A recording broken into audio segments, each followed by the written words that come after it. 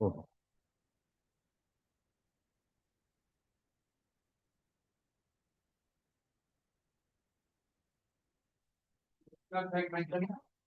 Set করা যাবে set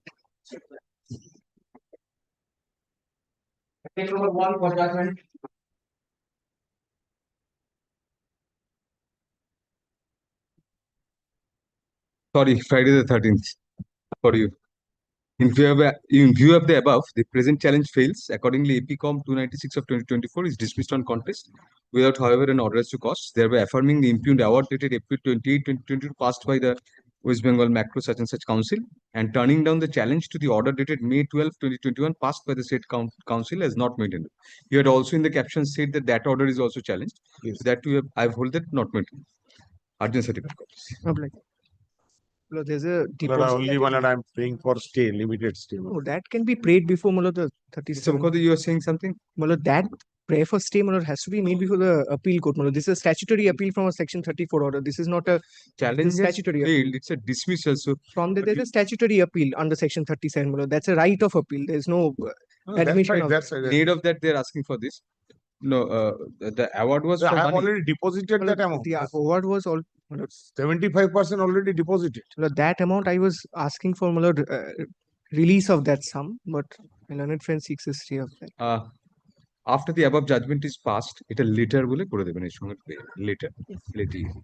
After the above judgment is passed, comma, learned counsel appearing for the petitioner seeks a stay of operation of the impugned of the above judgment. Full stop, in view of certain arguable questions being involved, comma, stay of operation of the above judgment is granted for a period of 4 weeks from date. Full stop.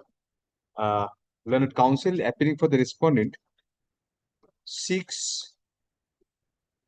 permission to withdraw the amount which has been deposited pursuant to a previous order passed in the present application, in the above application. Full stop. However, comma, such prayer shall be subject to the outcome of the challenge, comma, if any preferred to the present to the above judgment. Malad will kindly not observe that, Malad. If in case they don't wish to file an appeal, I do not know. I'll do that. And stroke or till a period of 4 weeks, comma, whichever is earlier. Full stop.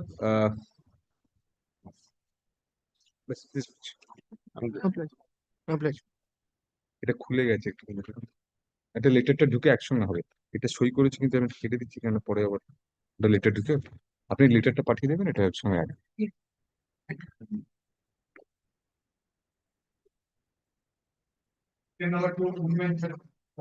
My lord, I'm appearing for CBI.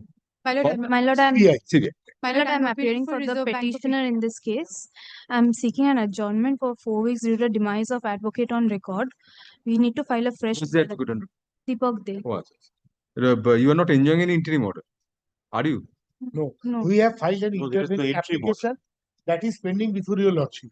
Let us adjourn it for for 4 weeks. Till when should I keep it next? Then today we are on to 13th, so we are keeping it on 11th, which is the Friday after 4 weeks. 11th. My lord, I'm seeking the same prayer for item number 20. 20. Whenever it is called on, please keep somebody in. On the prayer of learned counsel for the appellant on the petitioner on the ground of demise of the learned advocate appearing for the petitioner, comma, let the matter stand adjourned till July 11, 2025, when it will be listed under the same heading. 20 the same party, your other side is the same. Same. We are not appearing. Let it be called on. Whenever it is called on, somebody will say and complain that. Okay.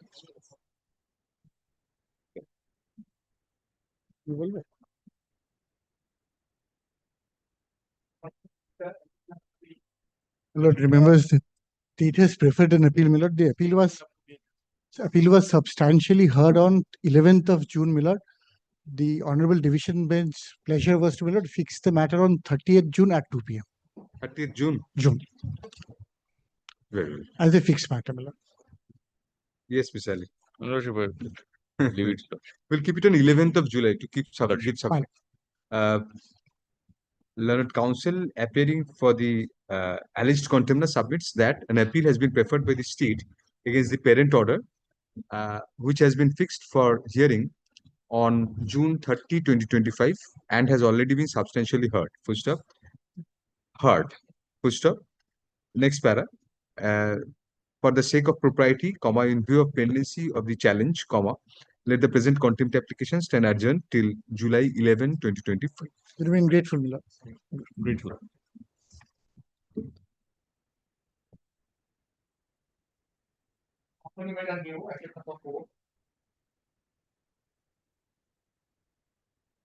Lord, is I'm the matter? led by Mr. Surajit Dasgupta. He is probably online. If not, Dasgupta? He's not there online. my lord, in this matter, we have served notice. I am appearing for the one of the contributory, Om Prakash Gupta, the applicant in this case. So I'm seeking short adjournment. Maybe on 11th of July, this matter may be. There is not a short adjournment. July is 4 weeks. Pardon? For the official letter, notice is not given to me. Notice not given to you. We have been given a notice, Lord. We had a When should you keep it a convenient time for it? subject They're asking 11th July, my lord, subject to 11th July will be 11th all right for July. all of you. Notice of what? Now you're appearing. So no notice for that. notice of this. But I'm so sorry, Malad. I'm so sorry to appear virtually praying for some time, Malad. Very well. On the prayer of the petitioner, applicant, comma, let the matter stand adjourned till July 11, 2025. 11 July, please come back. Unka kya matter? And if you ask for adjournment, please give a notice, at least verbally, at least intimate them so that they won't take the I've time. given to the, I have forgot to give the official liquidator. I apologize, my lord. Sorry. Thank you. Yes.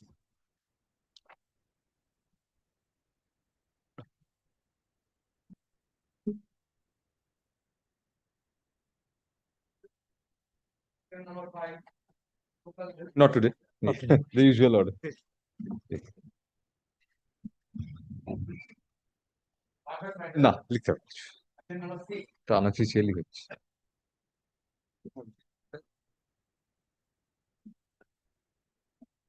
May it please, Mr. Kush, just please remind me once you were appealing for which respondent? Respondent number 4. We've made a separate application under section 48. Right. And the three grounds that I am urging, my lord, are, my lord,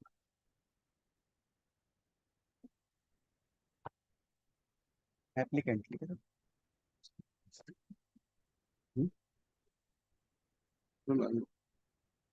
find my appeal. Yes.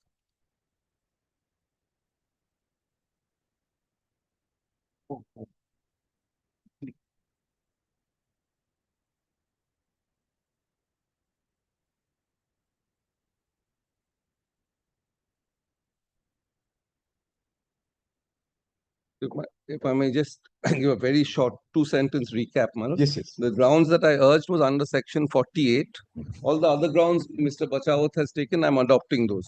Under 48, that the reference doesn't fall within the terms of the submission. That was the first. I placed the terms of reference and the ICC rules, etc. And I cited a judgment, that MSK case, 2011, 10 SCC. That I have finished. Yes. The second ground under 48(1)(d), that was 48(1)(c), Yes. is that the reference, the arbitral procedure was not in accordance with the agreement. So the agreement was ICC rules will apply. I relied on Article 23 of the rules and said that the issues were never amended. Only subsequently a prayer was amended. But the issues, the reference, the TOR also was never amended as was required. That part I finished. Yes. Then the third point that I'm now arguing is under public policy, 48(2)(c). Now, public policy, and on a particular part only I'm arguing that bias forms a part of public policy. What do you mean by that? So if I can show Bias. Yes, bias. definitely. So bias will come within the scope if I can show that the arbitrators were somehow biased. So it was in favor of one party as against the other. Then, my lord, it will be in conflict with public policy. So I was on that, and I was citing a decision of the Delhi High Court, Microsoft versus ZOAI. I have just Yes, I've got started. it. Yes. Got it. Yes. So, my lord, just to refreshed the facts I had placed up to paragraph 10, but the arbitrator had his own website and he had a Hall of Fame, called Yes. Hall of Fame, and he took special pride. That's what irked the learned judge. He took special pride in dismissing these arbitrations that were done in respect of the domain name. So what had happened in this case, the Microsoft had filed a application before the let's nix it. The National Internet Exchange of India Yes. regarding a domain name. There was no other side, but the arbitrator took up cudgels for the absent respondent. And he did his own research. So there are two parts of it. One is this gloating over the fact that I'm dismissing so many of their applications. And the other more substantial part was that he, in his award, he cited several examples and research evidence, as it were, which materials were not placed before the claimant. So the claimant had never any opportunity to deal with it. Yes. So that is the second part. So if my lord straight away comes to paragraph 11. The facts are not so important in this case. That's why I just Yes, yes. summarized it. Right. The principle. Paragraph 11. 11 to 13 I'll place and 19 to 23 or 22. In adjudicating a claim of bias against an arbitrator, the court must tread carefully. The independence and impartiality of an arbitrator is undoubtedly central to the very integrity of the arbitral process. But the claims of bias must be carefully scrutinized to avoid misuse at the hands of an unsuccessful litigant. The following principles provide guidance as to the approach to be employed to determine such challenge. A. The inviolable requirement of independence and impartiality in the arbitral decision making have been emphasized by the Supreme Court in inter alia, Vostalpine and Jaipur Zilla. And I've got these two decisions. I'm not multiplying it. It just says impartiality means fairness. That's basically it said. B is important for my case. In several judgments, Supreme Court has also held that this is an aspect of public policy. I come under that. Then C, the Supreme Court has drawn a distinction between actual bias test and apparent bias. In the Ranjit Thakur, that's a 1987 case. Yes. In the following terms, I'm just quoting.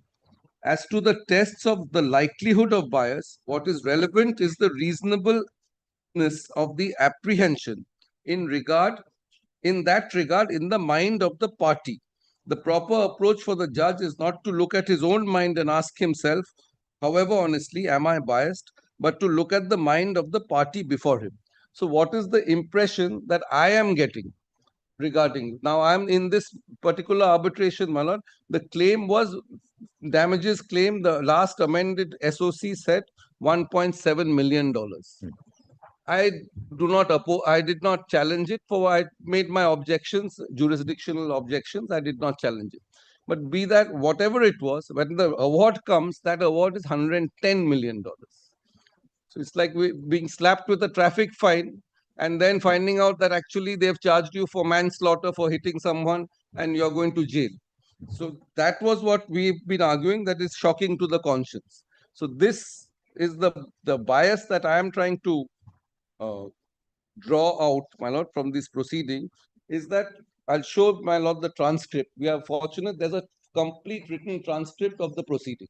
So it's like a fly on the wall. We can see everything that went on. And that would show that the arbitrators rubbished their claim. Their claim for damages, they said this is completely misconceived, because what damages you have asked for is the damages in the fall of prices of your parent company shares. It is irrelevant. Then, my lord, I'll show the deposition, the transcript also. Though the witness and the lawyers for the claimant still stuck to their guns and said, no, this is the way that we have calculated our damages. Slowly but steadily, the arbitrators, even this was before the decision came, made them change their mind, made them re-evaluate, give us new evidence and argue a separate point, and then allowed this claim to the extent of 110. So it has to be looked, digressed a bit. It has to be looked what is in the mind of the party. That is what I'm trying to get from here. That what did I think? That the claim was only for $1.7 million, and it turns out it is 110, and it is done completely at the behest of the arbitrators. So then, now if my lord see the next paragraph, D, this has been explained, this idea that the bias must be looked at from the point of view of the aggrieved party. This has been explained by the Supreme Court in the following terms. Reasonable apprehension of bias in the mind of a reasonable man can be a ground for removal of an arbitrator. A predisposition to decide for or against one party without proper regard to the merits of the dispute is bias.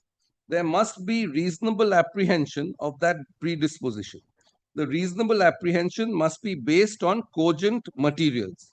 So now the apprehension that I'm arguing before my lord is based on the transcript. So I will rely on the transcript to show that there is a serious apprehension of bias. Then, my lord, further, it is discussed that I'm not placing the next paragraph, paragraph E, Yes. but the point there was actual bias is very rarely established. So it's basically always apparent bias, or from the cogent materials what can be inferred. So whether he is actually biased or not is not the question, but whether there is a likelihood that he was biased. Then paragraph F, my lord, another Yes. Supreme Court decision is cited. In the ultimate analysis, since we are not adverting to the merits of the claim, and in that regard, since we had not adverted to the finding recorded by the learned arbitrator, etc. However, in the background, what is to be seen is that there has been a reasonable basis for the appellants to make the claim that in the present circumstances, the learned arbitrator would not be fair to them, even if not biased. It could be no doubt be only a perception of the appellants. Be it so, no room should be given for even such a feeling, more particularly when in a matter of arbitration, the very basis is that the parties get the opportunity of nominating a judge of their choice in whom they trust, and faith, unlike in the normal course of litigation where they have no such choice. So in arbitration in particular, we should not have any ill feeling about the judge. Then 12 is on the merits. Then I'm not taking my lord through the rest of 12 or the different cases of bias are discussed. Yes. Bias, if I was arguing completely separately, if the test for bias, from what it comes from these authorities, it's very subtle. There's a difference between actual bias, apparent bias, and the real likelihood of bias, or so there are different grades, as it were. Yes. Now, my 13, where the conclusion is drawn, I'll just quickly place that paragraph. It emerges from these decisions that an award can be set aside on grounds of apparent bias or propensity to decide one way rather than the other. While the test has been formulated in different ways in the judgments, it is clear that the apprehension of bias has to be tested on the yardstick of reasonableness, as seen from the perspective of the affected party. Any doubt regarding the arbitrator's fairness or neutrality must be justifiable, not whimsical or fanciful, and it must give rise to a real danger of bias or partiality. Having regard to these principles, then he holds that the arbitrator's inclusion of his own name in the Hall of Fame and his decisions of complaints does give rise to justifiable doubt. So that is on the merits. Then, if my lord comes to paragraph 19. Yes. Or rather, paragraph 18, just before paragraph 18, challenge on the ground of arbitrator's reliance on his own research. So here, in our cases, it was not so much his own research, but the research he basically hatched, if I may use that word.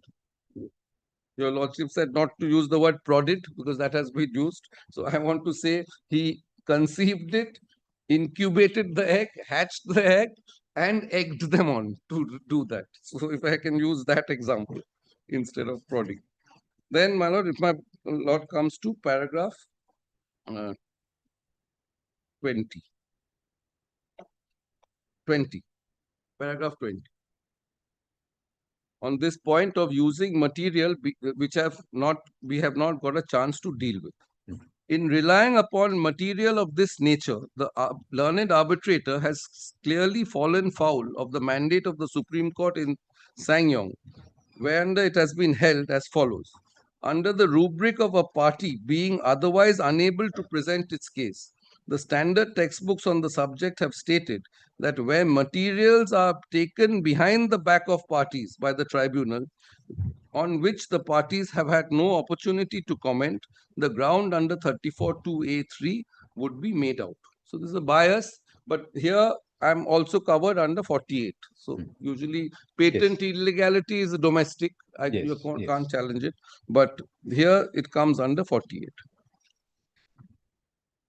Then one of the paragraph 21, English case is quoted. I'll just read the quotation, Manan. Yes. Fox and Welfare Limited. I am afraid that the arbitrator fell into error here. He felt that it was his duty to protect the interests of the unrepresented party in much as the same way as a judge protects a litigant in person. But in a case like this, I do not think it is the duty of the arbitrator to protect the interest of the unrepresented party. If the defendants do not choose to turn up and to protect themselves, it is no part of the arbitrator's duty to do it for them. In particular, he must not throw his own evidence into the scale on behalf of the unrepresented party, or use his own special knowledge for the benefit of the unrepresented party. At any rate, he must not do so without giving the plaintiff's experts a chance of dealing with it, for they may be able to persuade him that his own view is erroneous. Now, if I may just, in our case, the defendant and plaintiff are separate. Here, the judges have taken up the cudgels for the party that's represented. And the party that is not represented, this would work both ways, I would say, this quote. So, here, he should not have, without giving us a chance, he should not have made them amend their plaint and then the very next day close the arbitration and completely accept what they have done.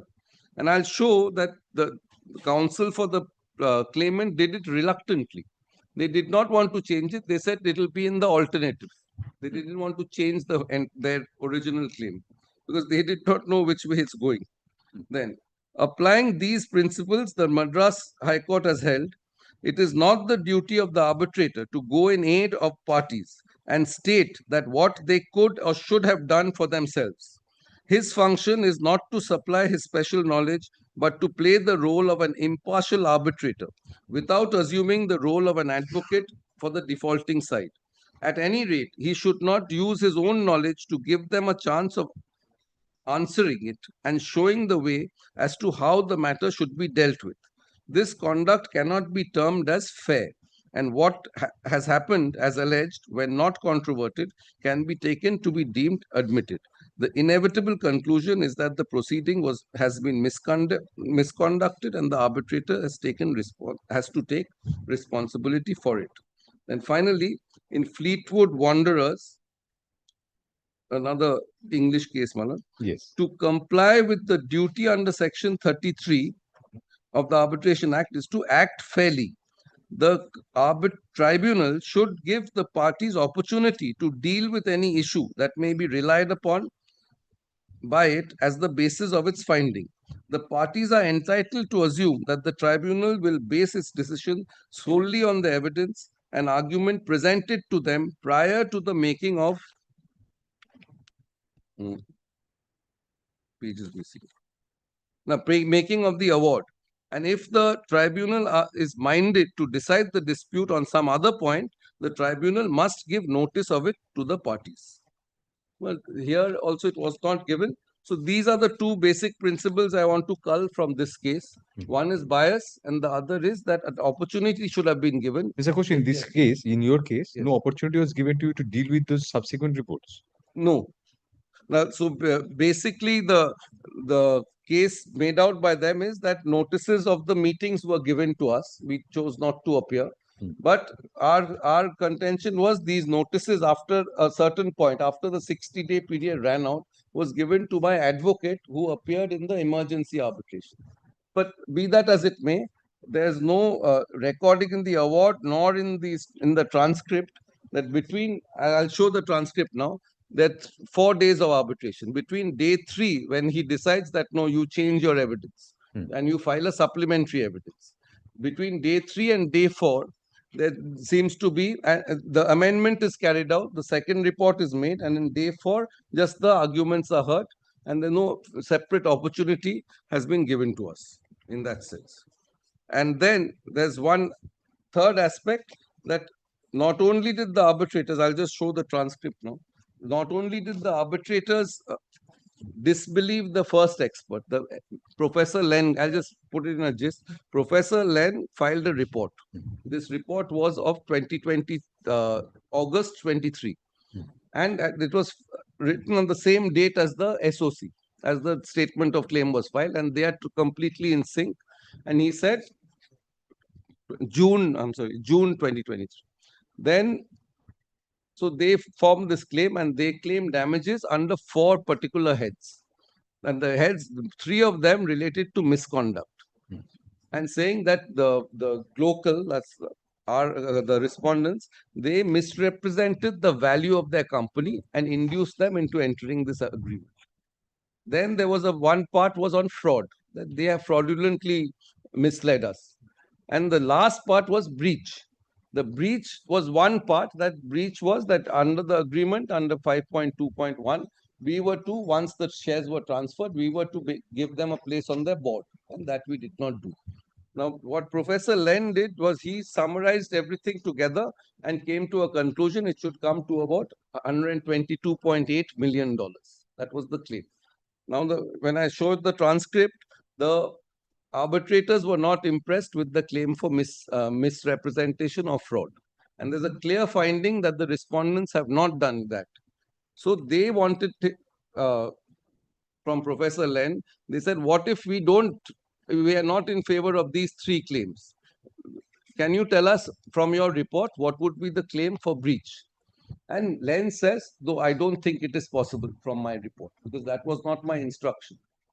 And then he is questioned a little further, and he says that no, then it will, the effect of the breach is that since they were not on the board, they could not consolidate the accounts, and because of this, the accounts were deconsolidated, the share value fell. That was $1.7 million.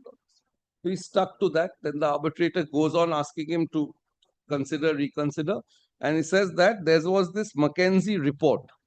So the arbitrator says if these persons came and into the board, then if they had implemented that McKenzie report, what would have been the result? Then that is the loss that they ultimately decided. So he goes through all this. Day 3, the arbitration ends on the 2nd of August 2024. 24. No. 2023, sorry. That earlier date should have been 22 when the statement was. 2nd of August, it finishes. Then on the 5th of August, they file an amended claim. They amend only the prayer, and for breach, they have asked for only even after all this, they asked for $1.7 million.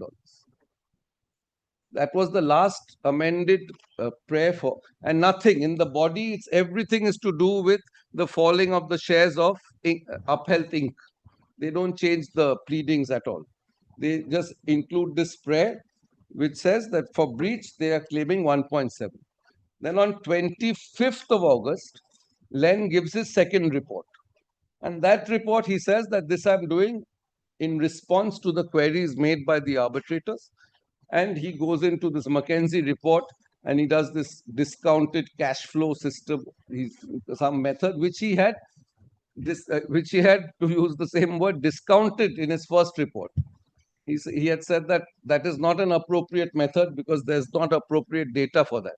But he still falls back and he calls it his, inverted commas, best efforts valuation.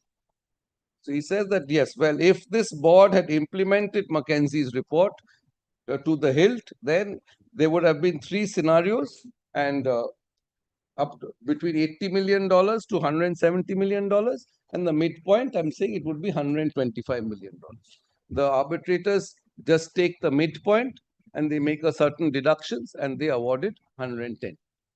And because there was no evidence till that point of time that what would happen if Mackenzie's report was there, would the petitioners put in the, not petitioners, the American party put in the funds, etc. So they say that you asked Mr. Beck, who was the first witness, to give a written submission that these things would have been done. After the hearing, after day 4, Beck has given, and that written submission is not on record, at least in this proceeding, I haven't seen it. And it's not there, but it's referred to in the award. So they make Beck change his evidence to that extent and say that if we had been on the board and if we had implemented Mackenzie's report, and Beck is not even examined, far less cross-examined. Of course, there was no one to cross-examine. So these three glaring things that happened, that I want to try to demonstrate from the transcript. These, no, this big thing I want. What do you mean? This one is there, the page numbers will be. I asked you to give him this thing. You just said you have it. Another copy.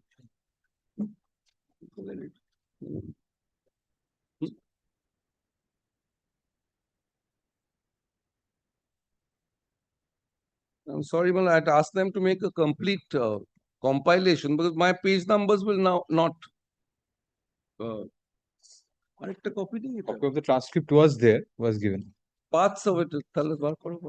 Transcript. Which are the internal page? Whole waste of time writing the page. My page numbers will not match. Okay. Paragraph numbers, if you can go by paragraph numbers or something. No, the internal page numbers are there.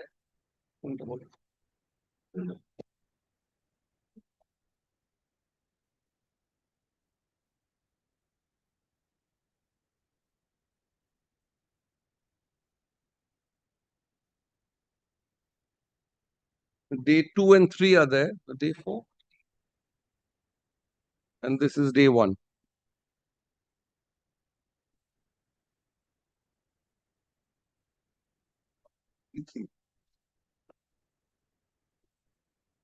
Ask him 1 second ago.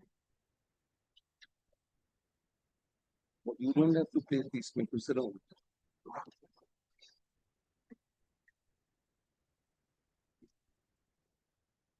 Well, the first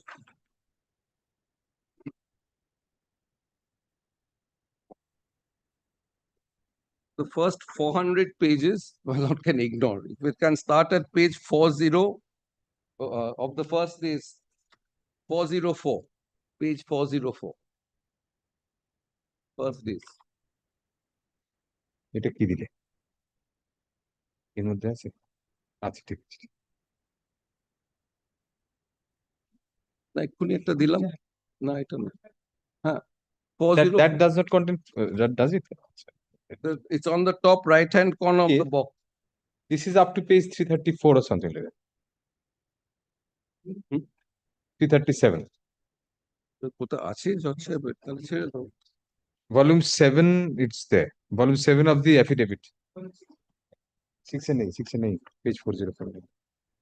It's in the 7th volume, it's there, 404. Now, volume 6, my copy. Volumes 827. Get the chat.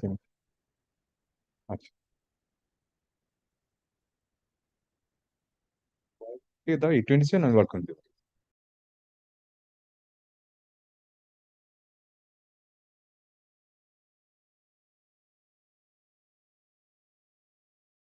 In volume 7. Volume 7. Yes, page 404. Volume 7. Line 12 is, do you understand what I am saying? Yes, yes. Just above that, 4 lines above. Yes, Professor Len. So Raja. Mr. Kane says thank you. He finishes with Professor Len. Yes. So Mr. Kane is their advocate. So their argument is done. It's all solely based on the first report and the SOC. Now the thing starts. So when the chair, Dr. Raja Malas, he says, "Thank you. Professor Len, I'm just going to place this page and the next page." Yes. You are aware that there are a few different causes of action in the proceeding.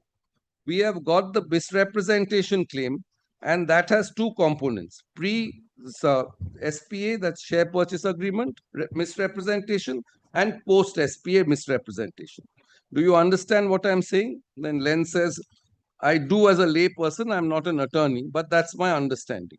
Then Raja, you read all the papers. In addition to that, there have been a number of other breaches. So in addition to misrepresentation, there have been other breaches that have been asserted. For example, the loss of control of management of local by the claimants, the failure to provide information accounts in a timely manner. I'm giving you some examples. If we want to segregate or assess damages for each of the various claims that you have made, how can we do so on the basis of your report? This was the query. Then Len answers, I am not aware of a reliable way that you could. And again, I have done what is typically done in the damages analysis is to assume that the allegations are true, and then you basically estimate the damages as losses that were incurred because of the respondent's misconduct. Event study methodology basically provides an aggregate number, but in terms of passing it or partitioning it to individual allegations, I am not aware of a way in which you could do that. So it's very clear. It says, then it appears that the focus of your report and opinion is on the consequences of what happened as a result of the Congo saga. Well, there's been some share values in Africa, Congo, that's a separate thing. Len was originally, the first report of Len was filed by them, by the claimant. Yes, by Yes. the claimant. That was he was their expert evidence He to was there, quantify right. the damages. Correct. And he did something that comes to an aggregate method, assuming everything to be true. So when they asked him that, what if I ABC, I reject and I He said parsing is not possible. Yes, he says it's not possible. Then he's saying I'm using a neutral term. So, line 17. So if we are to take away and look at all the other problems, we couldn't use your report to assess damages. Then he says, which other problems, etc. Then his answer. So this is the understanding that your report is now useless to us if we have to give only one claim. Then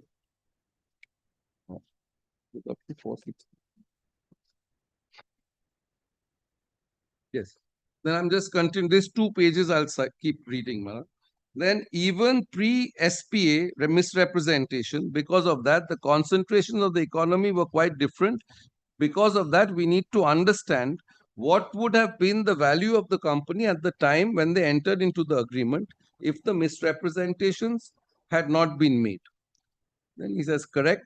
I don't think your report, in fairness, I don't think you were asked to do that. He says, correct. So he was not asked what was the value. Like now they have misrepresented the value. They have said it's 100, but was the value 50? Was the value 10? He says, no, I have not done that. So, and nor was I asked to do that. Then the chair, you were asked quite specifically, I think, to make your report on the basis of what you thought were the consequences of what transpired as a result of one particular misrepresentation, in particular, which had consequences on the Inc. company. So they valued their shares with Inc. Would it be correct to say that? I think it is. And you know, there are 4 distinct, different allegations that I am in effect considering. One of them would be the alleged misrepresentation pre-SPA. The other 3 would be continued misrepresentations post-SPA. The prevention of the holdings nominees to be appointed to the local board, which is the control issue, and the refusal to provide holdings with the audited financial statements in a timely manner. So 3 of the 4 are post-SPA, and my analysis is just examining the damages were associated with all 4 of them, if you will, taken together. Then Raja, assuming we are unable to find breaches for all 4, then what is the position? Then he says, can you repeat that? And then he says, understands it. Then he says, the paragraph, line 15, Len, right. You know again, sir, I am not aware of a methodology that would allow me to provide you with a reliable way to pass. I just don't think we have the tools in financial economics to address that specific question that you are raising. Then he says, all I would suggest is that the numbers I provided be an aggregate number. And then, although it may require qualitative judgments by the tribunal, at least there's a number that you could tweak and adjust based on your sense of relative importance of the different breaches.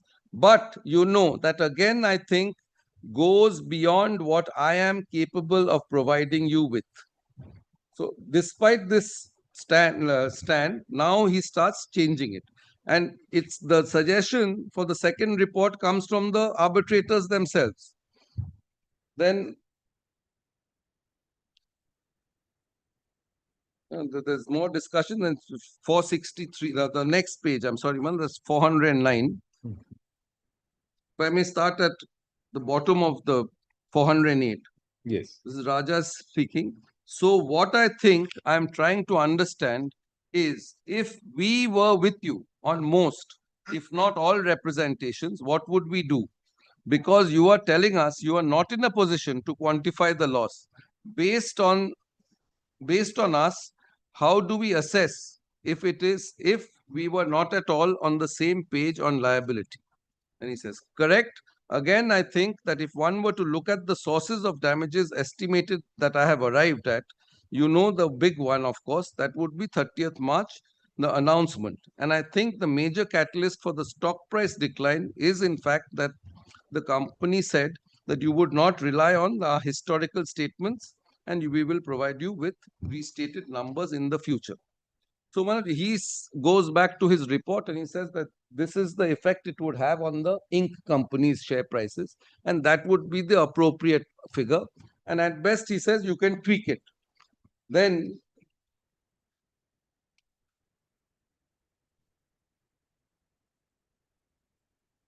who's this?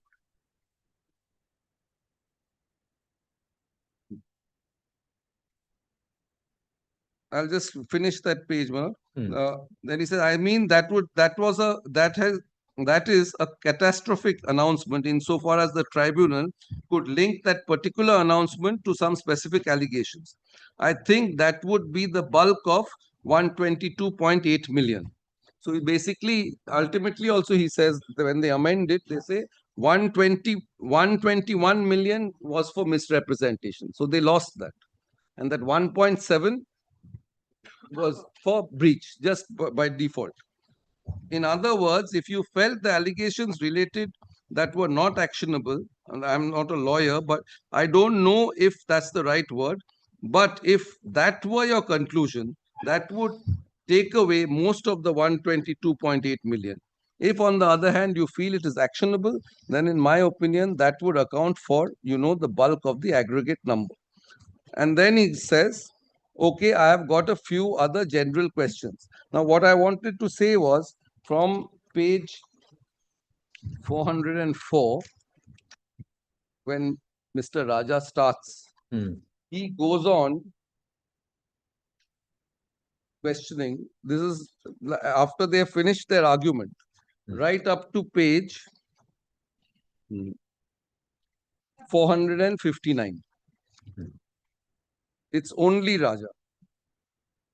Now, the last point, after I go through the transcript, I'll show my lord that, to use that famous phrase, a much talking judge is like an ill-tuned cymbal.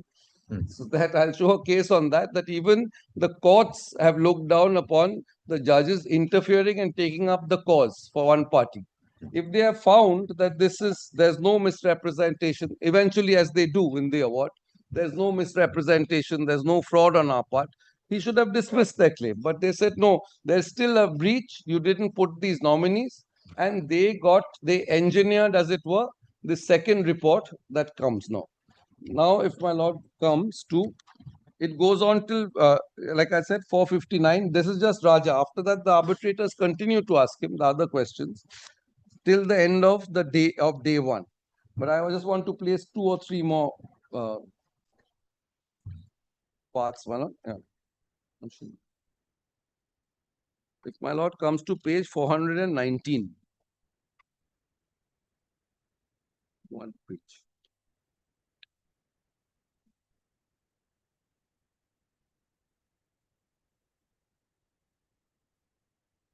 So after he basically Len holds on to this. Now, if my lord comes one before that, 1 page before that, 418. Yes. When he says that why he didn't use this discounting cash flow method, the last part of 418. Yes. I would have to give some thought and consideration because the trade-off would be that you could do a DCF model, but you'd have to deal with is apples and oranges. The fact that the two valuations were done for two very different reasons, different types of data. So you would have that. Now, if I may pause here for 1 minute, what he had said, Professor Len, what he had said earlier, why he did not use this method, because he said I could not use this method in my first report because there were 2 other reports by 2 different agencies relating to the valuation. And he said they were done for different reasons. So he calls them apples and oranges. I'll just take my lord back to page my 432. Just one page. My lord comes to page 378.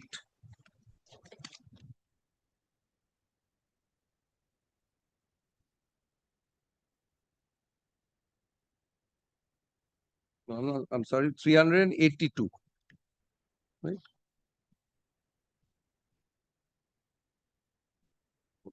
Yeah, 382. 382. Yes. Lens is being asked by Mr. Raja from that page 378, now 382, right on top. Going back to slide 2, the other 2 methodologies that I considered and typically consider, one was the discounted cash flow model. And here, one of the things I thought about initially is, well, maybe we can conduct a so-called DCF of local as on October 30, 2020, using Needham projection. Needham was one of the reports, Needham projections, and then conduct a similar DCF based on the March 2022 projections. And we kicked the tires on that. That means they abandoned it and ultimately decided it was not really practical. That I didn't think in doing that I would provide the tribunal with a reliable estimate of damages. And the main reason is that Needham's projections in October and November 2020 are very different than the Marshall-Stevens projections of March 2022.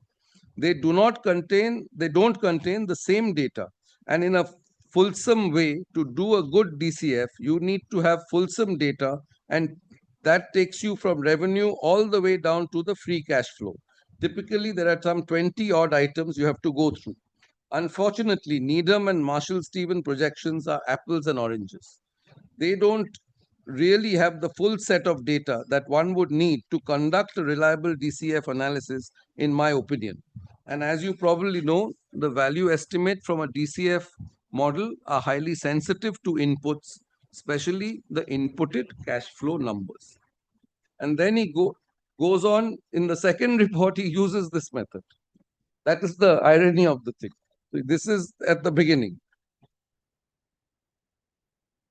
And then at page 384, right in the middle. So he's talking about DCF. So as typically is my practice, I start with market evidence. And in this case, I didn't even conduct a DCF or a comparable company analysis because I didn't think there would be any reliability with those numbers. So this is just to give a preview of what his thing was. Now I'll come back, what his view was. If my lord comes back now to page 418, I was on it.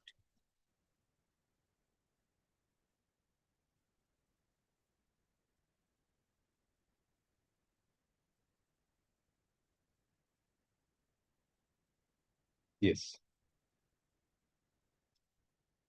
So again, he says that data is not good enough. The rest of the answer after the apples and oranges, then he says, with respect to comparable companies, you could probably identify publicly traded digital health companies. But you know, again, they wouldn't have the characteristics of local.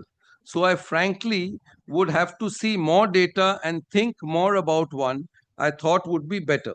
Then the chairman says, the reason I'm asking you this, I'm speaking for myself. I haven't settled on what is the best approach to assessing damages. And your approach in terms of using the listed company as a proxy is attractive. But like you, I need to think more of it. I wanted to be sure. I wanted to know what my fallback position might be if I don't agree that this is a proper approach and there doesn't seem to be a fallback approach. So I'm not asking you to commit yourself now. I will confer with my two colleagues to see whether they think it might be useful. I might be out alone, plowing a lonely furrow. So I don't want to trouble you unless they are with me. And if we do ask you to come back with the alternative or further alternatives, then of course we will give you time. And then he says, so he tells him that I'm not happy with your report. I will consult with my arbitrators, the fellow arbitrators. And if required, I will ask you to come back with an alternative. So here is the idea germinates from the arbitrators that a new report should be given.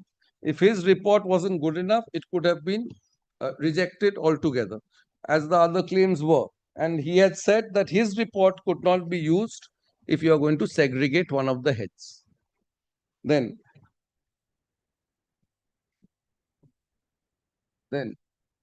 if my Lamb lord- also gives his suggestions.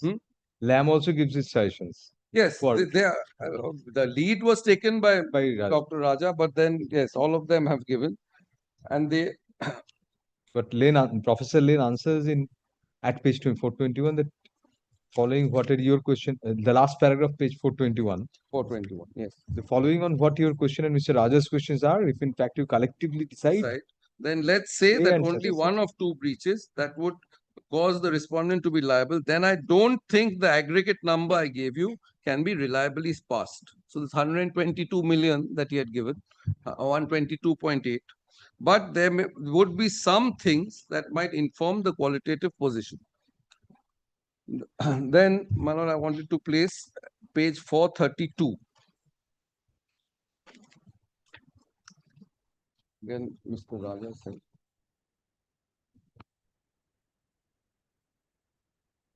Now he comes back, and this is again his suggestion of what Len should do for them. Just one further question. I was reflecting. Perhaps we do have a proxy to assess at least one of the heads. We are talking about loss of control. So let's assume once they lost control, they would have to deconsolidate, which is what they did. So let's assume again that we don't take into account what happened on 30th March. I'm asking you whether you can assist us by constructing another model. By 432, I'm reading. yes, Where we've been constructing models, at least claimants have for some time. I'm asking you to construct a model that doesn't take into account the 30th of March announcement. That's the share price fall of the share price. The 30th March, Inc.'s prices fell.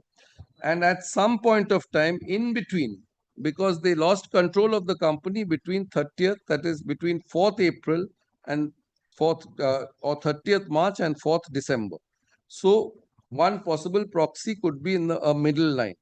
So can you sort of tell us how one might be able to calculate damages using deconsolidation and consolidation announcement as a proxy for loss control? Do you understand what I'm saying? But ultimately, they don't go in for this. It doesn't go on to the share value. So then the bottom of the next page, 433, this is when he's asking him to again make a new report. Right at the last paragraph. So what I'm asking you is, could you prepare for us an alternative basis for the assessment, taking into account your facts, telling us what assumptions are to be as to what The drop could have been if the announcement of deconsolidation was made earlier at some point of time between 4th April 2022, because the stocks would not have fallen, it would have been higher. Your assumption would be to take into account a higher value. Then what might have been the sudden drop? Tell us what are the assumptions. Do you think you could do that? Then he says, I think it would be difficult. I certainly do not think the event study analysis could do that because there wasn't any such event. So he says, on a hypothetical situation, if the shares didn't fall, were not announced on 30th of March, but some other date, what would have been the value? Again, he says, I can't do that. Then he asked him for a guideline. Then the next question is telling the next page, 435. Because Len says before that he has to think about it. Then he says, of course, I just wanted to know if it was workable. After consulting with my colleagues, we will give directions. Nothing for you to think about, just muddle for now. Just to muddle for now. That's all he says. Then again, he asked the other arbitrators whether they have questions. So this brings us to the end of day 1. I'm sorry, the day 2. This is day 2. The last part, if my lord sees at page 470, just 470, the last, how the day ends. Your lordship had asked me whether they've discussed section 73. They haven't. They have discussed section 19, like misrepresentation a lot. But 73, as far as quoting chapter and verse, it's not discussed. Then 470. So they are hoping that they'll wrap up the next day. Tomorrow we have a limited, right in the middle, 13.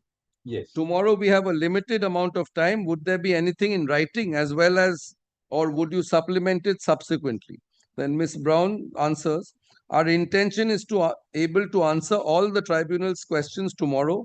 We will have some documents to hand out to you at the same time to provide further explanation. We have demonstratives that shall accompany the closing. And if, of course, at the end of the closing, the tribunal thinks it would help having something additional in writing, we would, of course, be happy to do that. But we would like to think we could finish tomorrow, having clarified the tribunal's minds on this issue. So they are sticking to their stand. Now, if my lord comes to day 3. Day 3, page. My page now. 598.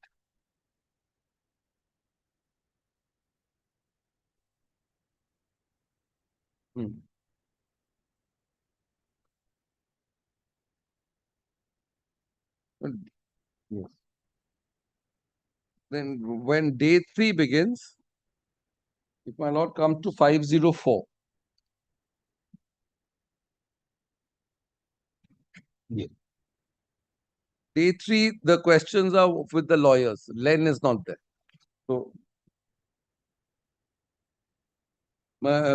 page 504.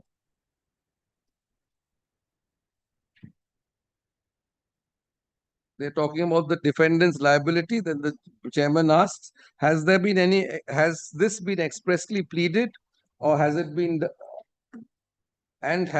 done so in these proceedings? Ms. Brown. Mr. Chairman, this is a specific response to the question which was raised by the tribunal. Which of the respondents may be connected to the acts of misrepresentation leading to damages? And considering our answer to this, we have formally submitted a CLA, and I'm told a compendium of legal authorities, claimants' legal authorities, into the record. This is to do with misrepresentation. Then Raja asks that they don't want to do anything. They want to just give their case law. Then Raja says, are you applying to formally amend your pleadings? Because that is going to bring into play a number of different concentrations, or maybe considerations it should be. You can think about this and respond after the break. Then thank you. Then the other arbitrator asks, how do you relate this to your case of damages for breach of contract? now the doctrines of unjust enrichment have been formulated in the context of law of restitution. You are not asking for restitution relief. You are asking for damages for breach of contract. Isn't that your pleaded case? And he says, yes. Then the arbitrator, Nair says, therefore, under Indian law, there are two remedies that point in different directions. The law of restitution takes you back to the position as though there was no contract that was formed. Whereas the purpose of damages is to put you in a position that you would have been had the breaches of the contract not occurred and the representations you had acted on were true. So, in that sense, it is a forward looking remedy. You can't have two claims and you can't plead them in the alternative because they will pull you in different directions. Then Brown says, thank you very much for the clarification. I believe we'll go into our consideration as to whether we will amend our claim. So now they decide that whether they will amend their claim or not. Then one more question, one more page at page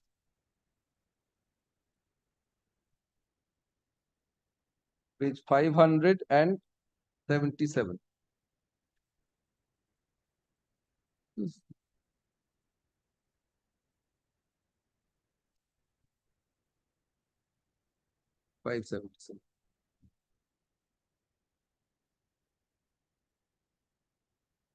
We are showing the slide 18 again. We have seen this before. It's the Indian law standard for remedies for fraud and misrepresentation. A party to a contract whose consent was caused by fraud and misrepresentation, if he thinks fit, insists that the etc. He's quoting that. Then Raja says, I'm familiar with that. Then Miss Brown, line 14. Perfect. So we come now to how we quantify damages. We are showing slide 19. The graphic has shown to you as slide 4 from Professor Len's direct presentation, where he explained the impact on the parent price as a measure of damages done to a subsidiary when the acts causing the damage were perpetrated by the subsidiary, and that was explained by Professor Len. So he's sticking to the first report. In their final submissions, they are still arguing that. Then, if my lord jumps to page 584,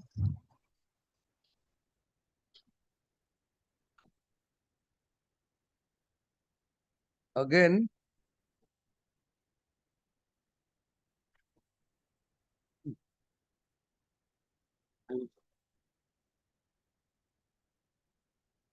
(584). Yeah. So again, the last part, from line 18, I'm reading, Miss Brown, line 16, I'll say. Then Raja is getting impatient. He said, could I cut to the chase, Miss Brown? And then Miss Brown says, yes, I am cutting to the chase. Very simply, we look at it. I'll give you the reference just in case at page 149 of the transcript. He explained that the market had, this is talking about Len.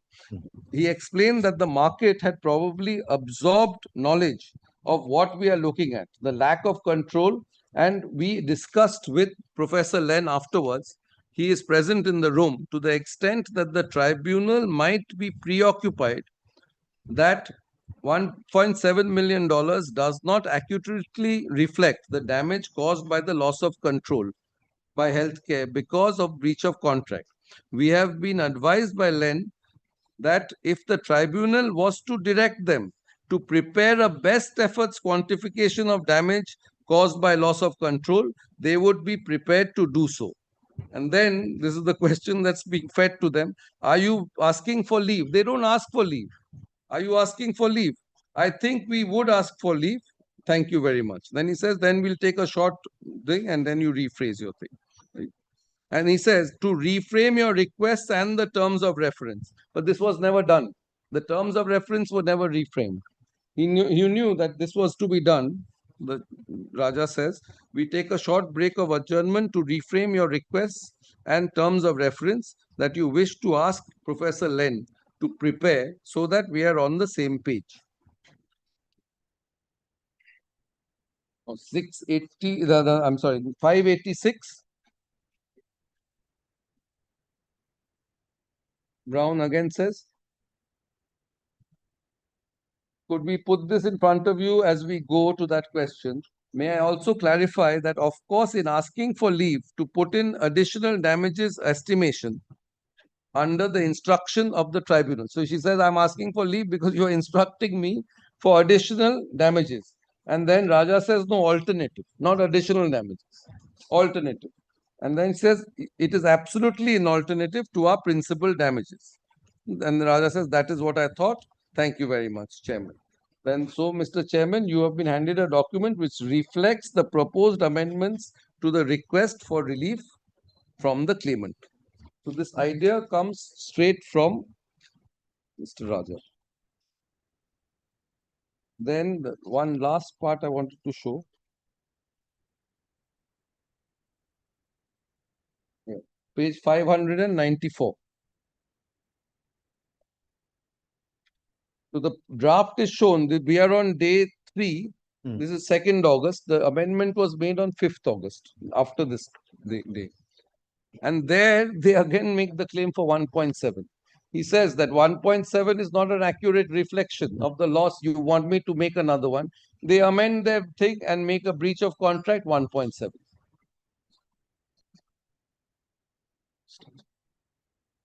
Yeah. 85.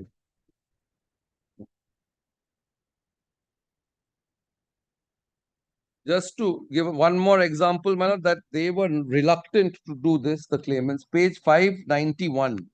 591.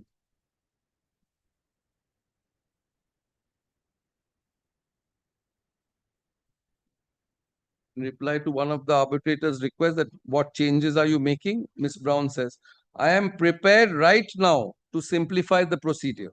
We do not want to make any amendment to our claims. We would, however, we believe that the request for relief, therefore, appropriately reflects, as of today, the relief that is being requested.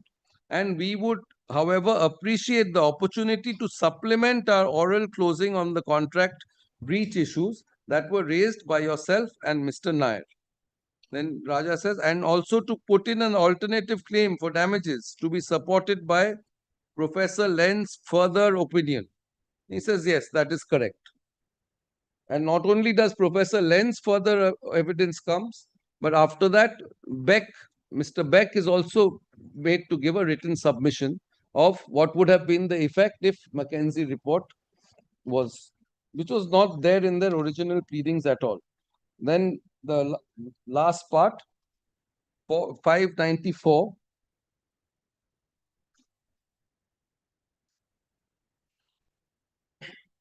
The last, Raja is saying, that's fine. Ms. Brown, in relation to the amended claims, the tribunal has conferred and suggested that you review the claims and make a formal application by Friday, 4th August, and the close of Friday, the 4th August, and you just need to file not an entire statement of claim, but the paragraphs that you wish to modify and include. Is that okay? Then he says, Mr. Chairman, I understand that this relates to a request for relief. Yes, that is correct. And if there is anything else you wish to either amend or update in the statement of claim, that is up to you. And he says, to the exclusion of the other submissions of contract law, and that is to include that. That is up to you. So he says, but they amend only the relief. And finally, page 596, Chairman says, so he says, what's the roadmap? Let me tell you the roadmap. We have got the pleadings, we have got Professor Len's evidence or a further statement. Then we got your financial supplemental submissions, which on points you may not have been able to cover today or in response to queries we have raised, and I think should come only after we think for completeness, after we have decided how to deal with Professor Len's further evidence. So instead of having it in piecemeal, we suggest first the pleadings are amended, application be sought to amend it. Second, you put in Len's evidence. Then we will let you know if there is a need for further video conferencing, if we have further questions for Len, and only after that you file your written submissions. We will give directions. Is that understood? No, sir, I understand. This ends day 3, then the amendment is done on 5th of August. 25th August is the second report. Well, the second report has been shown to my lord. I just want to quote one line from it. I won't take much more time.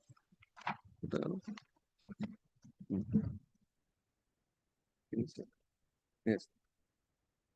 Now, the second report of Professor Len.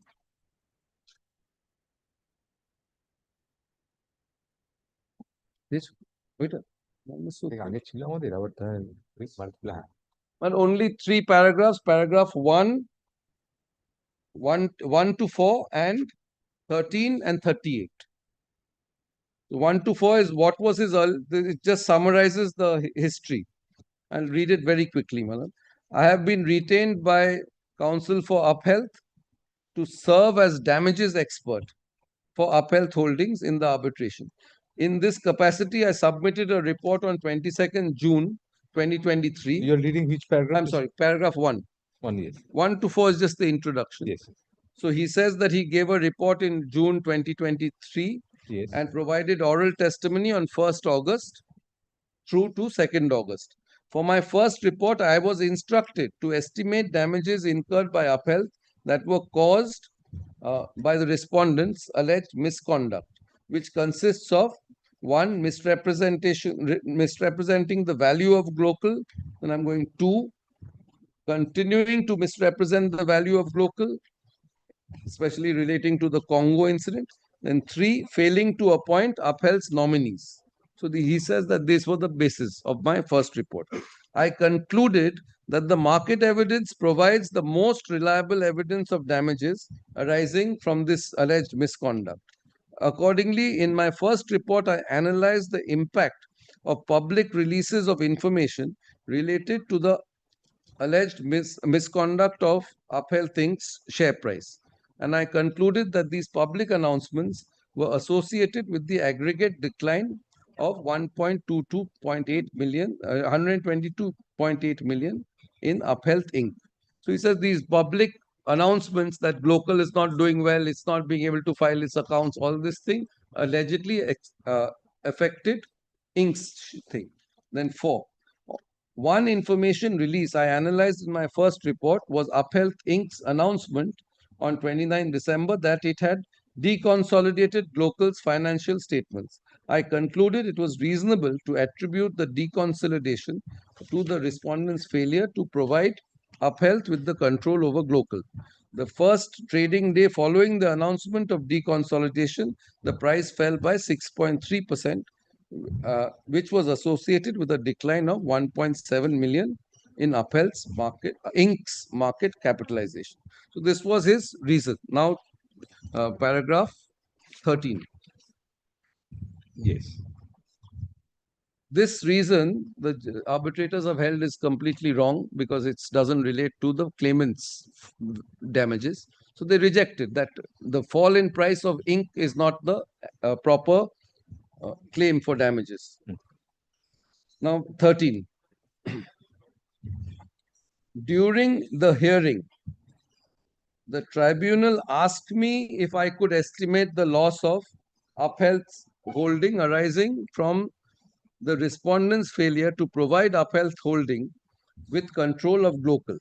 During closing remarks, counsel noted to the tribunal that for reasons I had explained in my testimony, 1.7 million loss in market capitalization that occurred on the trading day following the announcement of deconsolidation did not accurately reflect the value of the control that had been lost.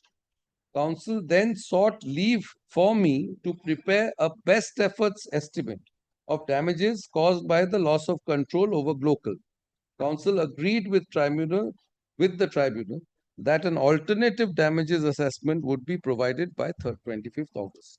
So this was then 14 is very important. In response to the tribunal's request and in consultation with counsel, I have prepared this supplemental report, which provides my best efforts estimate during of damages incurred by Uphealth Holdings arising out of the respondent's failure to provide Uphealth with control. And then 16, he says, I use this famous discounted cash flow method. Based on the review of my materials listed in Appendix 6 and my expertise, I estimate the damages resulting from loss of control are 125.1 million. This estimate of damages is based on a discounted cash flow analysis of the value of the business improvement initiatives recommended by McKinsey, which were not implemented because the respondents alleged breach of contract. The DCF estimates range from 80 million to 170 based on the range of revenue and EBITDA projections developed by McKinsey. In my opinion, the midpoint of this range, 125, provides the best estimate for damages. So he comes to this conclusion. Then last paragraph of that report is what he comes, this is just reiterating that my DCF, that's that discounted cash flow estimates, of the value of McKinsey's projected business improvements are summarized in Appendix so-and-so. The estimated range is 80 to 170 and the midpoint is 125. Based on this analysis, I estimate damages associated with Upheld Holdings' inability to control is 125. So previously, with the misconduct, with the misrepresentations, with the fraud, everything he had calculated at 122 million. And one part of that 122 million, now he's calculated at 125 million. It seems, it really shocks the conscience, as it were. Then day four is not so important. They just accept, basically Len comes and they accept his report, they run him through the report for a bit. Day 4 is that other back. Show me back. 725.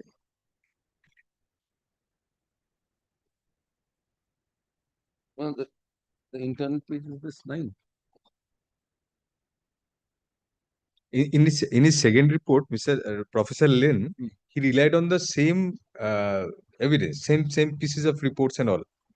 But He doesn't mention Needham, the apples and oranges, he doesn't mention, no. I found. This is very short, the report is. Yes, but McKinsey was the basis of the previous report also. Yes.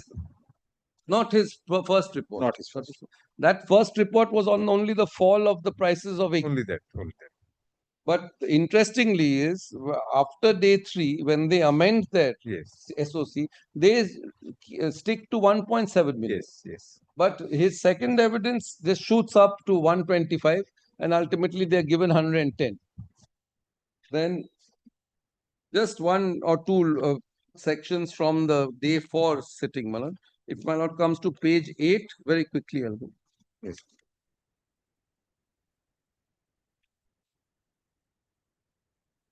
Page 8, where Mr. Len, Professor Len starts again. Thank you. I appreciate for the opportunity to testify again.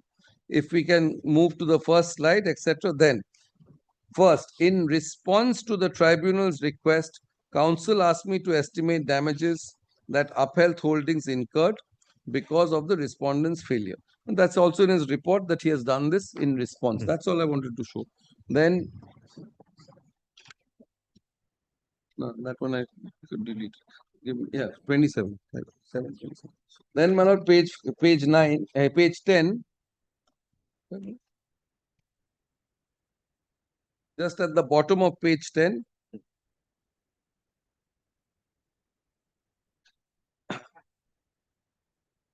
I'll start from the second paragraph. For this analysis, which is a different analysis, so that's different than the one I was asked to conduct in the first go around, I ruled out market evidence because it was simply would be impractical. So, as is my typical practice, when there is no reliable market evidence, my preferred valuation methodology is to conduct a discounted cash flow analysis. The question here is, what type of discounted cash flow analysis would be conducted to address this specific issue on the table? Namely, damages associated with the respondent's failure to provide Upheld with control. And on Wednesday of the prior hearing, when the tribunal made this request, I immediately started thinking about this. So he hadn't thought of it before. And I discussed with counsel on that day. I think the best approach would be to identify a project or multiple projects that would have been adopted by upheld, but for the respondent's breach in refusal to grant control. So it's complete. He is admittedly an expert evidence. Of course, it's not my brief to argue the merits of this. This has been argued already. As an expert evidence, he is not giving evidence of what could have happened. That's why they needed Beck. I'll come to that little portions about he very innocuously says then Beck can give a written submission and say someone had to come and give this evidence. It was not there. So this thing is finished too. 8:53. As far as length.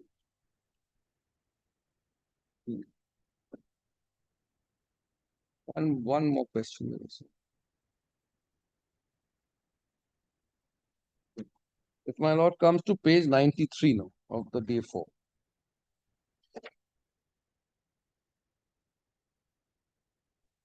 Yeah, he just beginning at 92, Miss Brown fairly says that he is not the proper person to give evidence. Professor Len, in fact, is not a fact witness. So we would say simply, please read the document and we believe it speaks for itself. Then Nair says, we don't know the witness, and the witness certainly wouldn't know whether there's a response to this email. Then Brown says, he wouldn't know whether there has been any further response. Again, if you would be happy for Mr. Beck to testify to that, we would be happy to do that.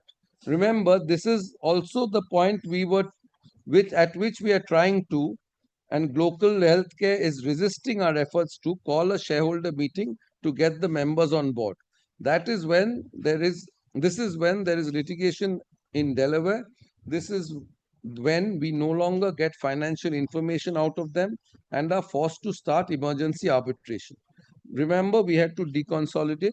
So in this thing.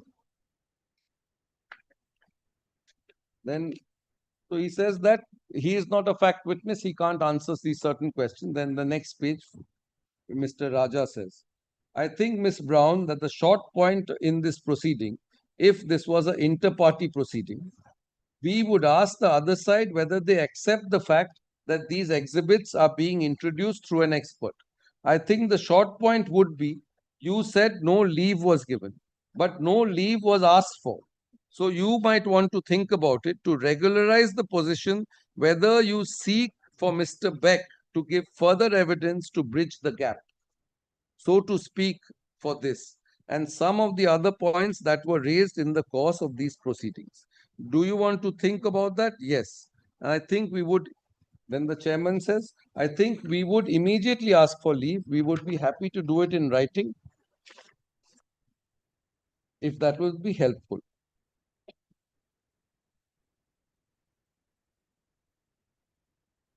So this is the one specific part where Beck is told to give a written submission.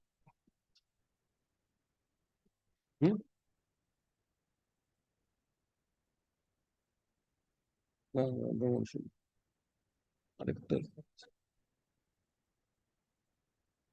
809. Right?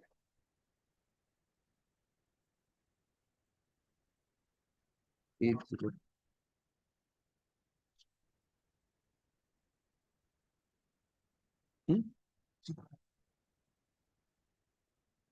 Yeah, 89. Just give me 1 minute. I'm nearly done.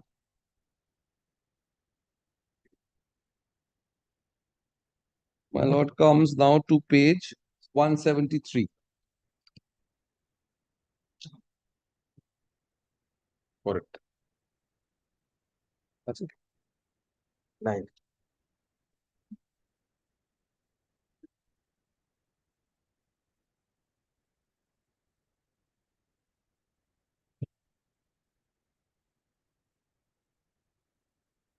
Usually the 111 now start.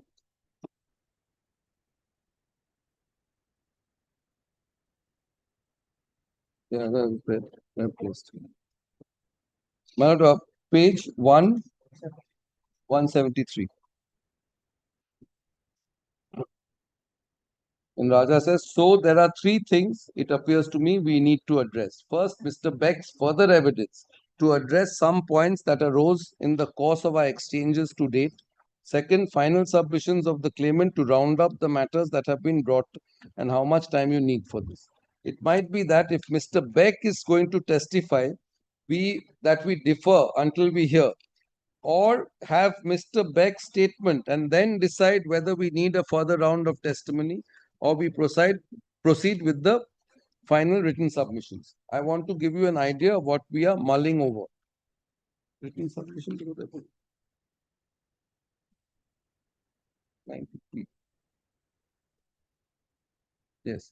Then at page 176, finally, he says, Ms. Brown, we'll give you up to 30th September to file Mr. Beck's supplemental witness statement.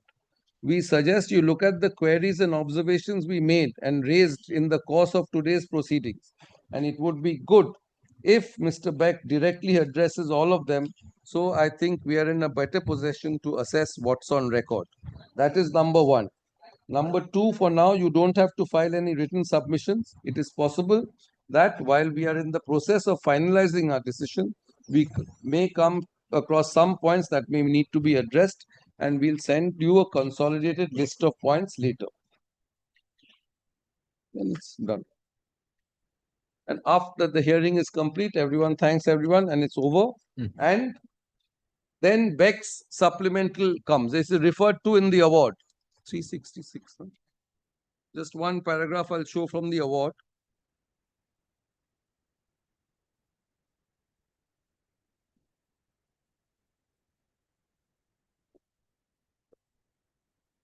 Paragraph 366. I think I placed it also.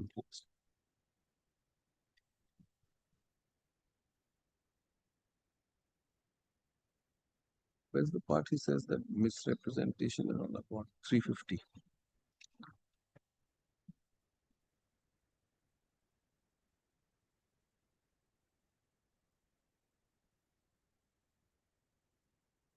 And yes.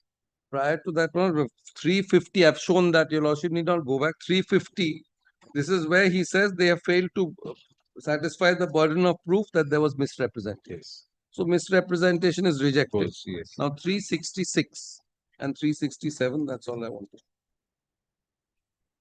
The tribunal finds the modified basis on which Professor Len has calculated losses suffered to be generally appropriate. Professor Len prepared his supplemental report on the basis that if the claimant had been in actual control of the company, it could have implemented the required financial, contracting, legal, and operational controls and made value-enhancing improvements. The tribunal is satisfied that the respondents observed their obligation to the claimant could have, had the respondents observed their obligation to the claimant could have implemented the recommendations of McKinsey. Professor Len has assessed damages based on a DCF analysis of the value of business improvement initiatives recommended by McKinsey, which were not implemented because the respondents alleged breach of contract. That is, failure to relinquish control. In principle, the tribunal considers the approach for analysis of damage to be appropriate. Mr. Beck testified that the claimant was then in a position to inject capital, make the necessary value additions to the company, and implement the recommendation. So in this subsequent written statement, he's given this evidence that if you had put me in control, I would have put McKinsey's, all his recommendations, I would have pumped in the money, I would have made so much profit. It's completely hypothetical and it's coming post the arguments. But that writing filed by Beck is not before you. No, we don't. So the lordship will see that's the footnote. That's why in 367, Beck's supplemental. he states then Beck's supplemental. Supplemental WS, that's written statement. And that was never given to us. And everything else on the next page also is all based on Beck's supplemental written statement. And then gives Beck a certificate at 369. Mr. Beck came forth as a forthright witness, and his testimony was largely corroborated by documentation and incontrovertible occurrences of events. That said, it bears mention that the claimant was in the process of securing additional debt, etc., etc.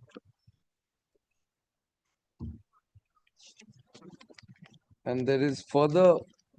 Mr. Ghosh, we just continue after 10 minutes.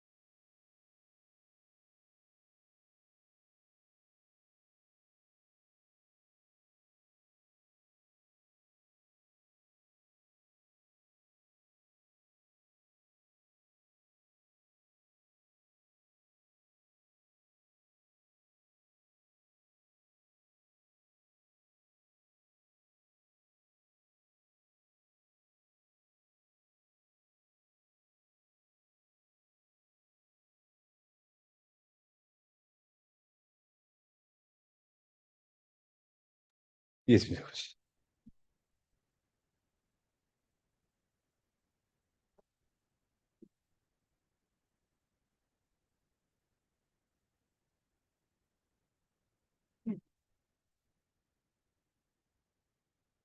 The basic point that I finally make, my lord, Yes. is that the ultimate findings of the arbitrators, well, the claim that was made was colored and influenced by the arbitral tribunal after they had rejected their basics of their claims. So the principle being a third case cannot be made out by the court.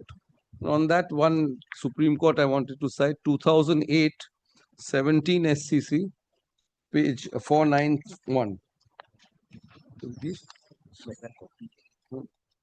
रख लो तो copy.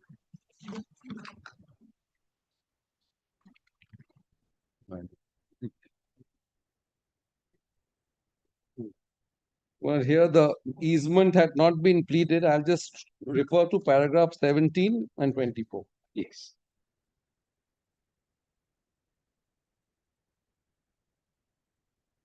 Or rather, if I may start at 15. Hmm. Sums it up later, of course. The relevant plead, paragraph 15. Yes. Oh, okay, the copy.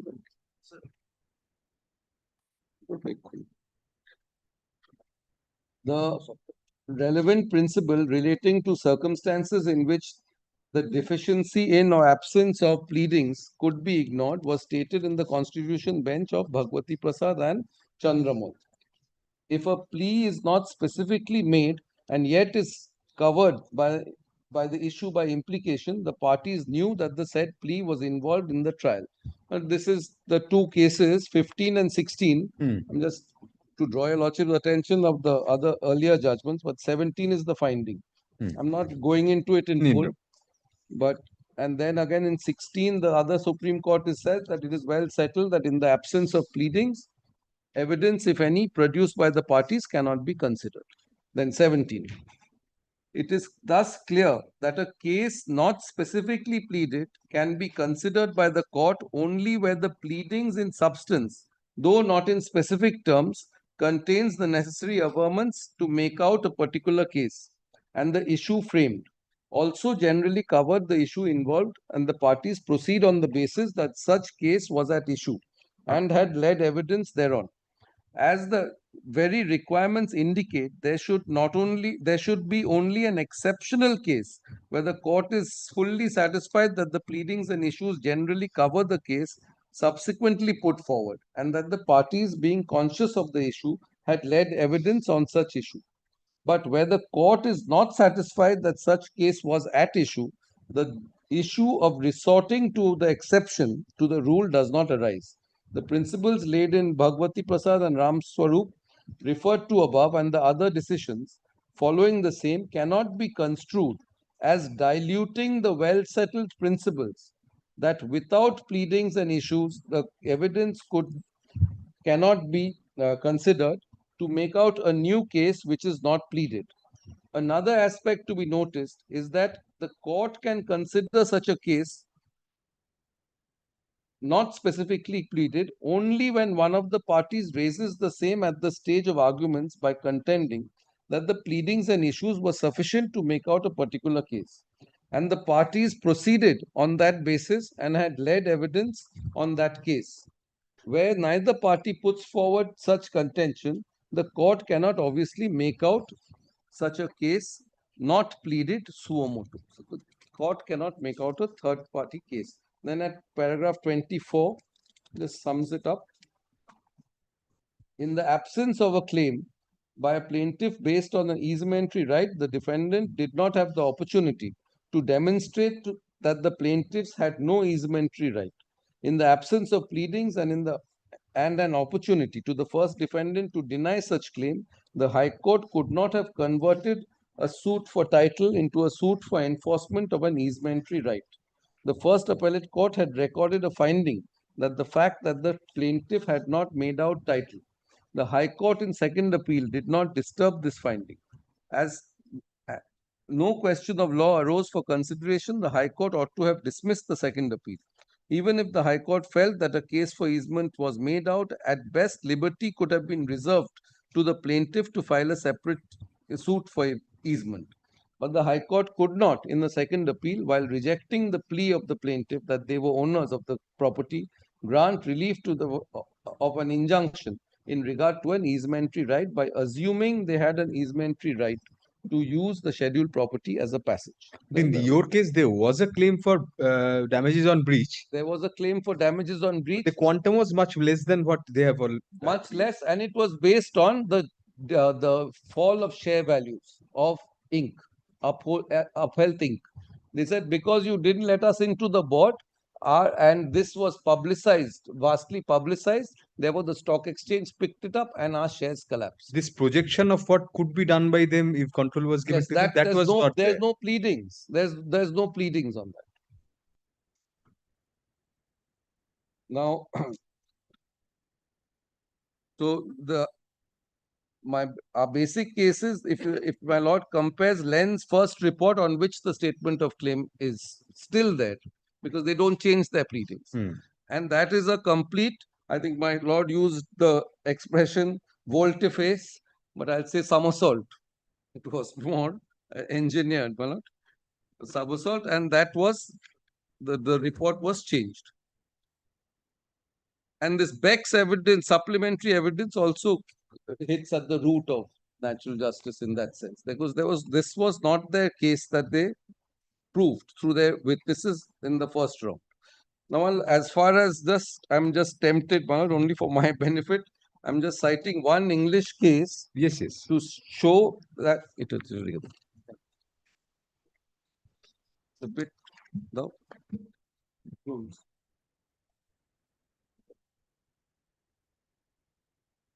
Got two copies.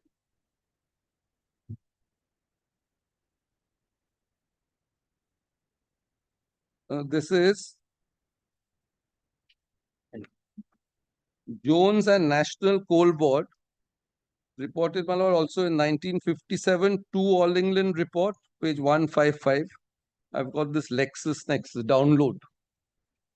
I've got the book if my lord wants to see. So this is to show, my lord, when the judges, only because your lordship is there, I'm taking the liberty to read it, when judges make excessive intrusions. So here I showed from question, my numbers are different, of course, the page number, more than 50 or 60 pages was dominated by Mr. Raja. If my lord comes straight away, so here the judge had asked interrupted cross-examinations for both parties, page 6 of 8. I just want to read this one line, especially for this wonderful quote that there is there. My paragraph 6 of 8. Your lordship has that? No doubt. It begins with no one can doubt. This is 6 of 8. Yes. It starts with no one can No one doubt. can doubt, yes. No one can doubt that a judge in intervening as he did was actuated by best motives. He was anxious to understand the details of the complicated case and ask questions to get them clear in his mind. He was anxious that the witness should not be harassed unduly in cross-examination and intervene to protect them when he thought necessary. He was anxious to investigate all the various criticisms that had been against the board and to see whether they were well-founded or not. Hence, he took them up himself and with the witness from time to time. He was anxious that the case should not be dragged on for too long and intimated clearly that he thought that a point had been sufficiently explored. All those are worthy motives on which the judges daily intervene in the conduct of cases and have done for centuries.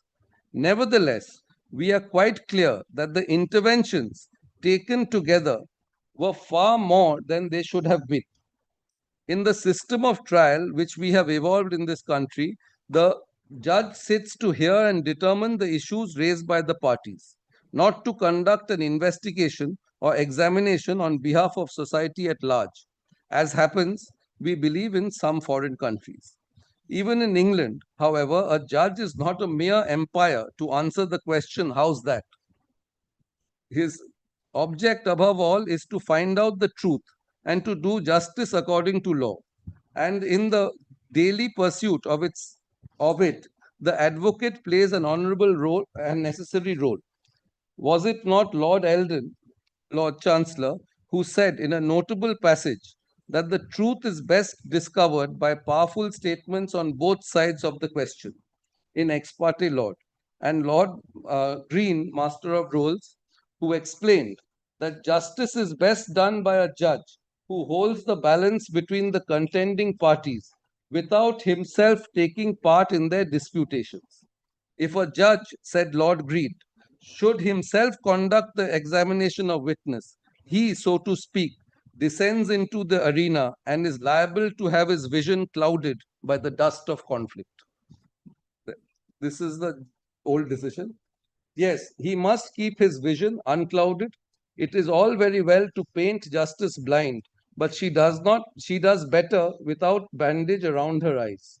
She should be blind indeed in favor or prejudice, but clear to see the way that lies the truth. And the less dust there is, the better. Let the advocate, one after the other, put the weights on the scales, the nicely calculated less or more. But the judge at the end decides which way the balance tilts, be it ever so slightly. So firmly is all this established in our law that the judge is not allowed in a civil dispute to call a witness whom he thinks he might throw some light on the facts. He must rest content with the witnesses called by the parties. In Re Enoch, so also it is for the advocates, each in his turn, to examine the witness and not for the judge to take it on himself, lest by doing so he appears to favor one side or the other. And it is the advocate to state his case as fairly and strongly as he can without undue interruption, lest the sequence of his argument be lost. The judge's part in all this is to hearken to the evidence, only himself asking questions of the witness when it is necessary to clear up a point that has been overlooked or left obscure. To see that the advocates behave themselves seemingly and keep to the rules laid down by the law, to exclude irrelevancies and to discourage repetition, to make sure that the wise intervention that he follows the points of the advocates are making and can assess their worth, and at the end to make up his mind where the truth lies. If he goes beyond this, if he drops the mantle of a judge and assumes the robe of the advocate, the change does not become him well. Lord Chancellor Bacon spoke right when he said, patience and gravity of hearing is an essential part of justice, and an over-speaking judge is no well-tuned cymbal. Such are our standards. They are set so high that we cannot hope to attain them all the time. In the very pursuit of justice, our keenness to overrun our sureness, we may trip and fall. That is what has happened here. The judge of acute perception, acknowledged learning, and actuated by best motives has nevertheless intervened so much in the conduct of the case that one of the parties, nay, each of them, has come away complaining that he was not being able to properly put his case. And the complaints we think are justified. So there is a rider to this over-speaking judge. A complaining lawyer sounds like a beaten drum. Where is that? That is not here. That is the one that no one. I tried to find it. I think that is also Francis Bacon, but then so that would be useful for my lord. Yes. So this quote actually I remember It's the so relevant. quote. Yes. This is so relevant. Once in a while, it's good to Absolutely. and Remind ourselves. this quote that descends into the arena of battle and is liable to have his vision clouded. Just for my lord's reference, that was done in 1945, All England Report. I'm relying on this for this case, but this is just absolutely similar thing. 1945, All England reports 183. That Lord Green's quote is there. Is that page?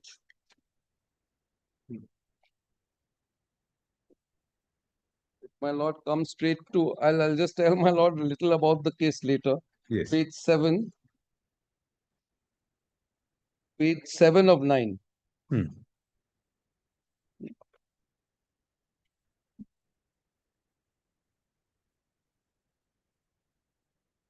My lord comes to, so I'll tell my lord what happened. This was a case of adultery. A witness saw the wife and another gentleman. They went into the truck. Then they could not be seen for a long time. And then they emerged from the truck. And the judge asked about 500 questions because he said, how could you see? And then he concluded that the cab of a truck is not enough space to commit adultery. So those were the facts. They were quite interesting facts. But as far as the principle is concerned, Yes. my lord comes to that middle paragraph of page 7. Yes. About 7 lines below. My lord, a judge observes the demeanor. Your lordship has Yes. Yes. a Yes. judge who observes the demeanor of a witness while they are being examined by the counsel has, from his detached position, a much more favorable opportunity of forming a just appreciation than a judge who himself conducts the examination. If he takes the latter course, he, so to speak, descends into the arena and is liable to have his vision clouded by the dust of conflict. Unconsciously, he deprives himself of the advantage of calm observation. It is further remarked that as everyone who has experience of these matters knows, that the demeanor of a witness is apt to be very different when he is being questioned by a judge, so what it is when he is being questioned by counsel, particularly when the judge's examination is, as it was in the present case, prolonged and covers practically the whole of the actual matters which were in issue. So I just gave this out of interest. Yes. When I was reading the facts, it seemed quite interesting. Well, those are my submissions. I am meant to just supplement the argument that Mr. Bachawat has made. I've taken 2 days of my lord's No, time. And Mr. Thakkar also has Mr. also Thakkar argued. also. Yes. I think Mr. Joyantu Mitra is left to argue. From the response. And respondent 6 is another company, that's Mr. Obrojit Mitra. Achha. So then we'll keep it part-head because you have to give a composite rejoinder. Heard learned senior counsel appearing for the respondent of 4, full stop. For further hearing, we'll keep the matter Friday week. Next Friday, I may not be there for some official. For further hearing, let the matter be listed next on June 27, 2025. Thank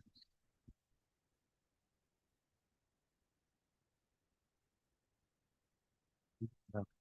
Yeah, projection the presentation or the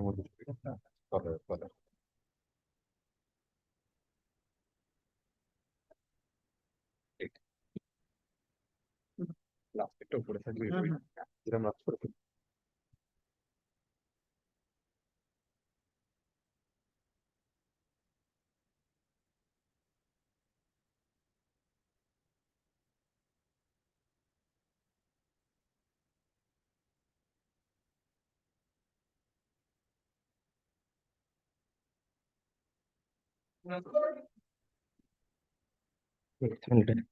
We had to give reply, Malat.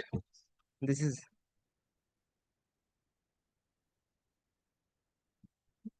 Lordship will kindly take my application, Malat. Lordship will find the award.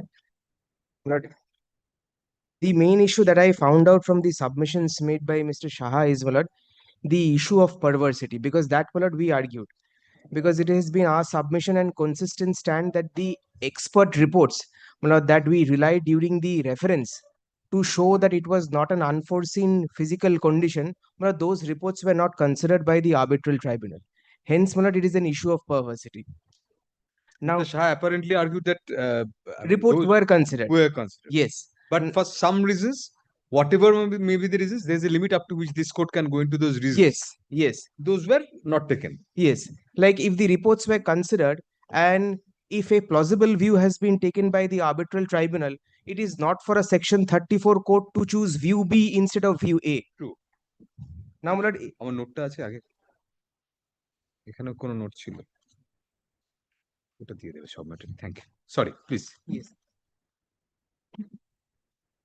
I'll give since my lord, the issue of perversity lordship is on, my lordship will kindly see my lord few paragraphs of the arbitral award. It was the argument made by the respondent that the expert's report or my expert's reports were considered, and my lord, reference is there in the body of the arbitral award. Now, my lord, in my humble submission, my lord, first lordship will kindly comes to paragraph 94E onwards of the arbitral award. 94E, lordship will find that, my lord, at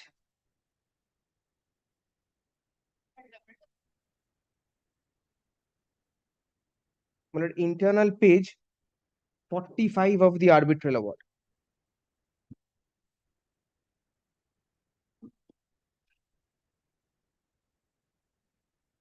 Yes. Sir.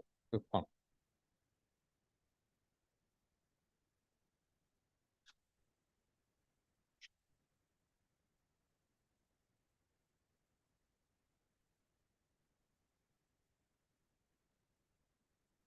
Yes. Yes, lordship will see, my lord. Here, my lord, the learned arbitral tribunal, my lord, has indicated that there is a report of the general consultant. GC is my engineer. During the hearing of the reference, my lord, we relied on various expert reports. One of the reports that my lord will rely was of the engineer. And my lord, if lordship sees, my lord, paragraph 94E onwards, my lord, the arbitral tribunal only mentions that there is a report of the GC. But my lord, what is the purpose of the GC giving a report? What are the conclusions of the report? Why did the GC come to such a conclusion? My lord, there is no discussion so far as these issues are concerned. A mere reference of a report in the body of the arbitral award, in my humble submission, will not amount to consideration of the evidence that we relied upon. Because if lordship sees paragraph 94, my lord, which starts from page 44 of the award, the heading is incident of ground settlement. Right. Now, my lord, kindly see, my lord, 94E at page 45. Claimant obtained reports from the 3 independent experts and submitted to the GC of the respondent through their letter dated such and such, and informed that all the 3 reports that the incidents regarding tunnel on WB tunnel at TBM 1 on 31st August 2019 was due to an unforeseen physical condition caused supposedly by abnormal geology in the unaffected zone in accordance with 4.23 unforeseeable physical condition of the GC. Now, my lord, para 95, if lordship sees, my lord, the petitioner's submission, that is my submission, has been recorded. Now, my lord, kindly see para 97. Para 97 is, my lord, at page 54 of the arbitral award. Yes. My lord, this is the heading, expert reports relied upon. This is a list that the arbitral tribunal has indicated in the body of the award, showing, my lord, the list of reports that we have, or, my lord, the respondent has, my lord, relied during the hearing of the reference. But, my lord, the deliberation on the report, if lordship sees, my lord, there is no substantial deliberation on the experts' reports that was relied upon before the arbitral tribunal, because, my lord, it was the claimant's case before the arbitral tribunal that, my lord, the water ingress incident on 31st August 2019 was on account of unforeseen physical condition, which is not a climatic condition. Experts' reports were relied upon by us to show that it was the maneuvering of the TBM which ultimately led to the water inflow inside the TBM. Experts report like there was no abnormality in the soil condition.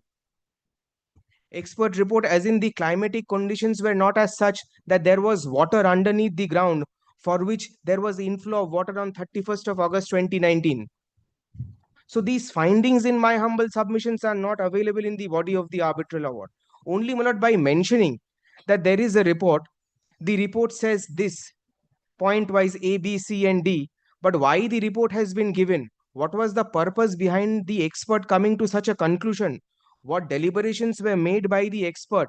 what facts and figures were available with the expert, which ultimately culminated into the findings or the conclusion of the report. Those findings are not there in the arbitral tribunal. The arbitral award. And Lordship has seen from associated builders till Reliance infrastructure, Supreme Court has categorically said that non-consideration of a material evidence is perversity. And in my humble submission, since it's a completely an engineering contract, experts like engineers and other soil experts, those reports not being considered by the arbitral tribunal, it amounts to non-consideration of very, very important materials, and this is the element of perversity in the arbitral award.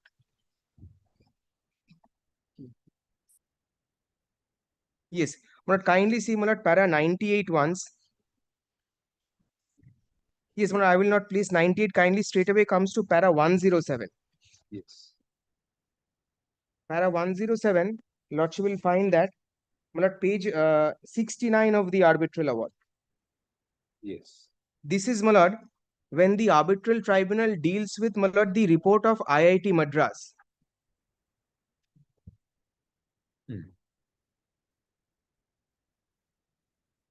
Kindly see, I'll just place two paragraphs. It says that meeting was held in the office of KMRCL on 17th of January 2020, which was attended by Manoj Sarkar, MD KMRCL, Mr. Diwanji, Chief Engineer, Mr. Ken Wong, Mr. Shuman Datta, GC, and Kumar Pichimuni, Geotechnical Expert. Next, kindly see paragraph B. GC and KMRCL explained the incident of 31st August 2019 through a PowerPoint presentation. This was followed with a site visit on 18th of January 2020. The soil profile was observed in the old borehole, and additional boreholes that were drilled in Bowbazar area after the incident were presented and explained. IIT Madras report stated that it is clear that there is a stratum with significant non-plastic fine silt clay sand in the soil fraction in the soil just around the tunnel depth. A copy of the expert report prepared was handed over to the team for detailed examination and suggestions. This was followed by a video conferencing with all the representatives of KMRCL, Dr. Florian Kren of GeoConsult and ITD CEM, in which proposal given to the expert committee headed by Dr. John Endicott and others was presented to IIT Madras. But at least in paragraph A and B, there is no discussion as to what are the contents of the deliberation of IIT Madras. Well, Lordship will kindly grant leave. Yes. I'm sorry, Milord. No. I was on legs. I could not. Milord. No, you could not. And how could you anticipate the previous matter? I was waiting till 11:30 to giving this first reference. Then I have taken leave and come, Milord. Milord, we prepared a short note in reply. I'll be very brief. Yes. যেটা এসছে সেটা দাও ওনাকে আর কোনো written notes আছে written notes পাইবেন দাও একটা কপি দাও গিভ মি সামথিং দিট একটা বোধ ছিল অ্যাওয়ার্ডের কপি দাও ছিল এটা বোধ ছিল Lord, my you had filed a list of dates that is also your written notes. No, Important Lordship, on dates? the Last occasion, Yes. your Lordship says, although it is not recorded in the 14th August. we had- order, but it will be filed today. So it is ready. Mr. Well, Vishnu Shah is Milord, I coming. have before starting given my notes. Already given one. This is the one. I have before starting given. This is Milord to cut short the reply. Yes, absolutely. Right. Milord, your Lordship remembers the facts. I'm not going back into it. There are two, Milord, important issues. According to Mr. Shah, Milord, reports of experts relied upon by me have been considered. Milord, please have a look at the first point, Milord. My response to that is, Milord, we have taken down notes. Mr. Shah refers to paragraphs 94E 210, Milord. Now, on the next page of my note, Milord, 94E refers to the report of the GC, the General Consultant, Yes. but there is no discussion on the contents. Then Milord, 95 notes petitioner's submissions, but does not take into consideration or note the existence of any of the four reports. 97 is just a list. Hmm. The fourth, my lord, we relied on four reports. Hmm. That Dr. John Endicott has two reports. One heading a committee taken at the time of restarting the work. The other is after the incident but pre-retrieval. So, my lord, paragraph 97 does not take note of the pre-retrieval post-incident report of Dr. John Endicott, which we have relied upon. That I have said so, my lord, in paragraph D at page 2. But it's noted and considered in paragraph 106. Now, paragraph 107, my lord, is report of IIT Madras. My lord, I want your lordship to see paragraph 107. Yes. You know, till now it was just, my lord, noting it. Now, my lord, please see page 69 of the award. Yes. This is, my lord, the IIT Madras report, which is also, my lord, for resuming the work, which is not, my lord, really part of my 4 reports. So, my lord, my learned friend, my lord, IIT Madras report was filed by you. Yes, 2 reports. One report is post, my lord, post retrieval, Yes. which contains the whole body of evidence. That's what I'm principally relying on. And there is an earlier report of IIT Madras taken immediately after the incident for the purpose of resuming the work. This is the first one. This is the first one. Previous one. Yes. Yes. So, my lord, my learned friend, my lord, relies on paragraph 107 and says there is consideration of the contents of the report. But that's the wrong report of IIT Madras. That's not the report which we are relying on. We are relying on 4 reports. This is the 5th one. This is not the appropriate report. Second report has not been. There has been, my lord. I'll come to that. But why I'm making this argument is, my lord, paragraph 107 was read and a submission was made that, look, the contents of the report have been considered and the petitioner is not making a correct view. Yes. But this is the incorrect report. So if you consider the contents of this report, it's meaningless. Now, my lord, please see.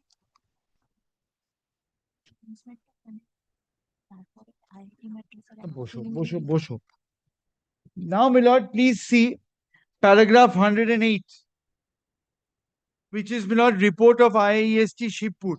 Yes.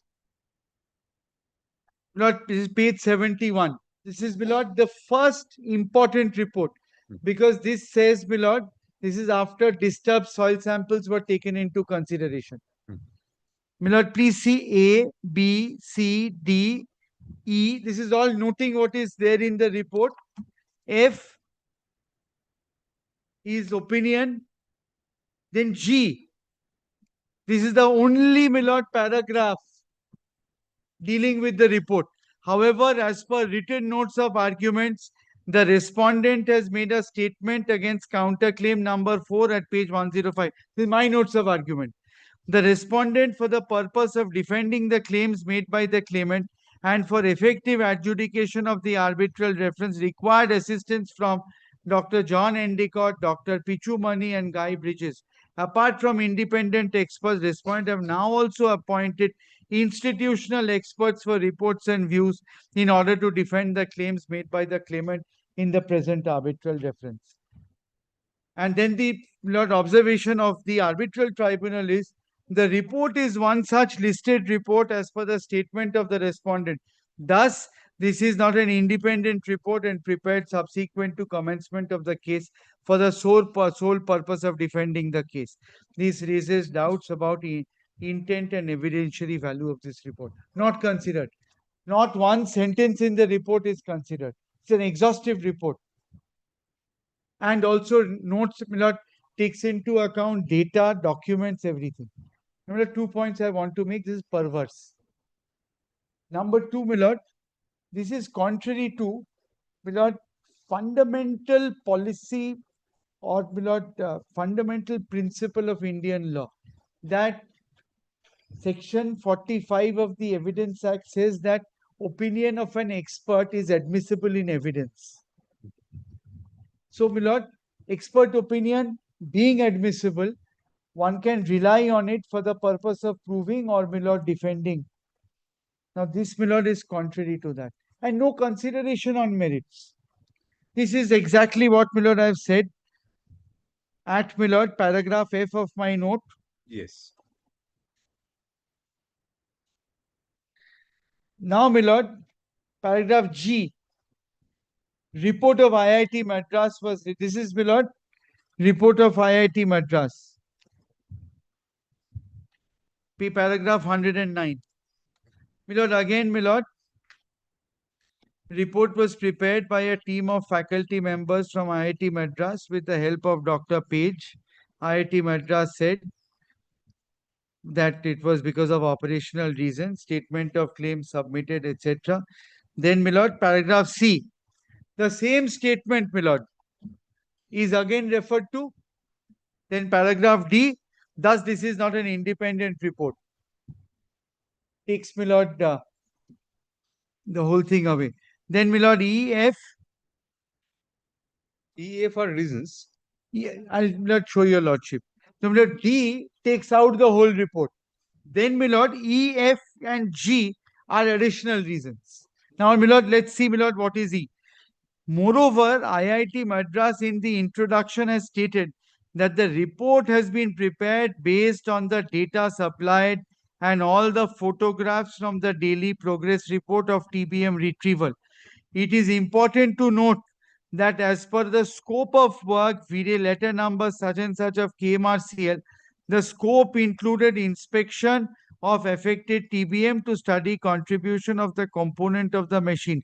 Importantly, even though the IIT has relied on the photographs of the retrieved TBM in paragraph 4.2.9 on page 1014 of SOD, the author specifically mentions the quality of photographic evidence cannot guarantee the accuracy of comments made by Dr. Lee Blade, report GC representative. Hence, the conclusion with respect to TBM brushes is not considered dependable. Now, my lord, please have a look at, my lord, which volume? বললাম বার করে রাখতে। I'm very sorry. I'll just. You show this paragraph 4.2.9. Yes. For the volume 43.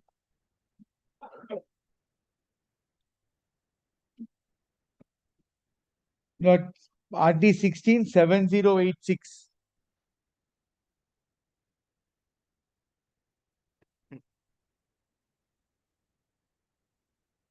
Comments are based on the removal of review prepared by deep date.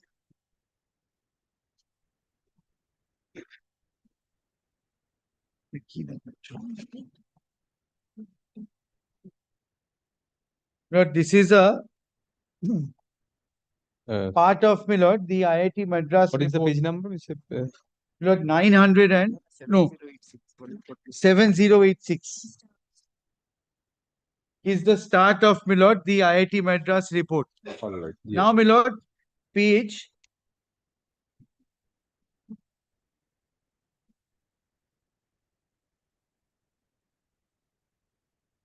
7118. My lord, I want your lordship also to keep this on the side because 7118 is not very legible in the photocopy. My lord, I'll take it back, my lord, if required. These The better copy of the same page. no, the printed portion is all right. Yes, that it is. Good. My lord, now what it says is the following comments: removal of TBM1. So it starts, my lord, from the previous page, which is risk assessment report. See below the section, my lord, I'm reading from paragraph 4.2.9. See below a section of the risk assessment report submitted by the contractor. hazard identified, excessive ground settlement, control measures. The risk assessment report should demonstrate how the contractor will cater for the risks identified. Risk assessment report submitted by the contractor and shown below does not show below risks involved in excessive ground settlement have been identified, assessed, or mitigated. The tunneling method statement produced by the contractor should have been developed to include all mitigation measures. A grouting method system should have been provided. So, my lord, You can just come to 7118, second paragraph. That is what is page, my lord, internal page 32. 32 years. Yes, the following removal of TPM 1. The following comments are based on the removal of tailskin brush seal report revision 6 prepared by Lee Blade on 12th of December 2021. Please note that the quality of photographic evidence cannot guarantee the accuracy of the following comments made in Lee Blade's report. A second pile shaft was constructed so that TBM 1 could be removed from the tunnel alignment. Excavation of the shaft reached the crown of such and such. So, my lord, IIT Madras says, Lee Blade is, my lord, brought in for the purpose of removal. Lee Blade submits reports. This is not the sixth report, revision 6. Now, Lee Blade's reports are taken into consideration by IIT Madras, and they say we are not going to follow Lee Blade's reports completely. And, my lord, it reaches its own conclusions. Next page, my lord, if your lordship sees the legible copy. The photographs annexed at page 7122 and all, these are the photographs provided with the Lee Blade's report. Yes. So the accuracy of those cannot be guaranteed. No, they're saying that observations of Lee Blade in his report is not final. But we can't.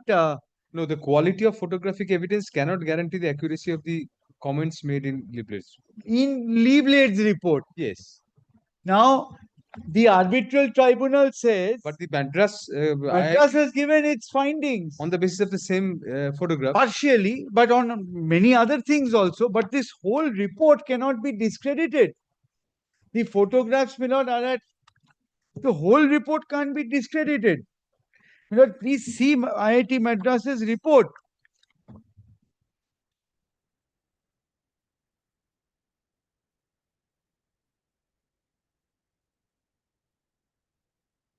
My lord, also see, my lord,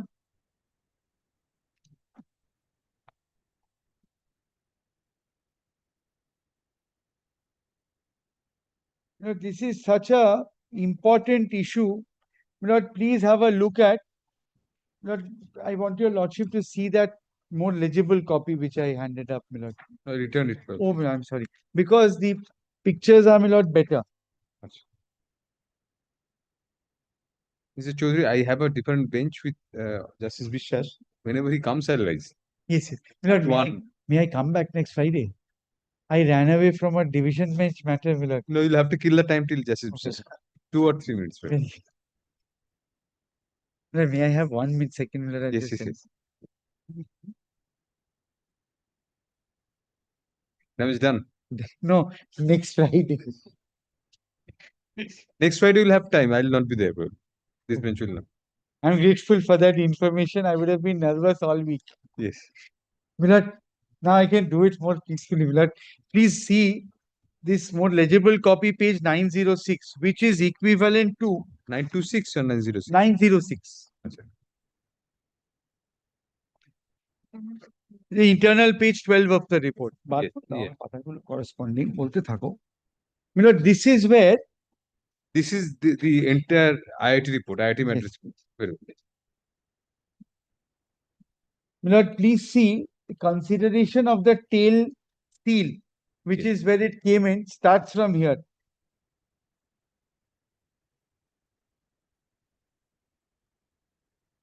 And that I'm not going to read it, but the objective of my lord showing your lordship this is to show your lordship and to impress your lordship with the details. And this is after the retrieval this was taken? Yes.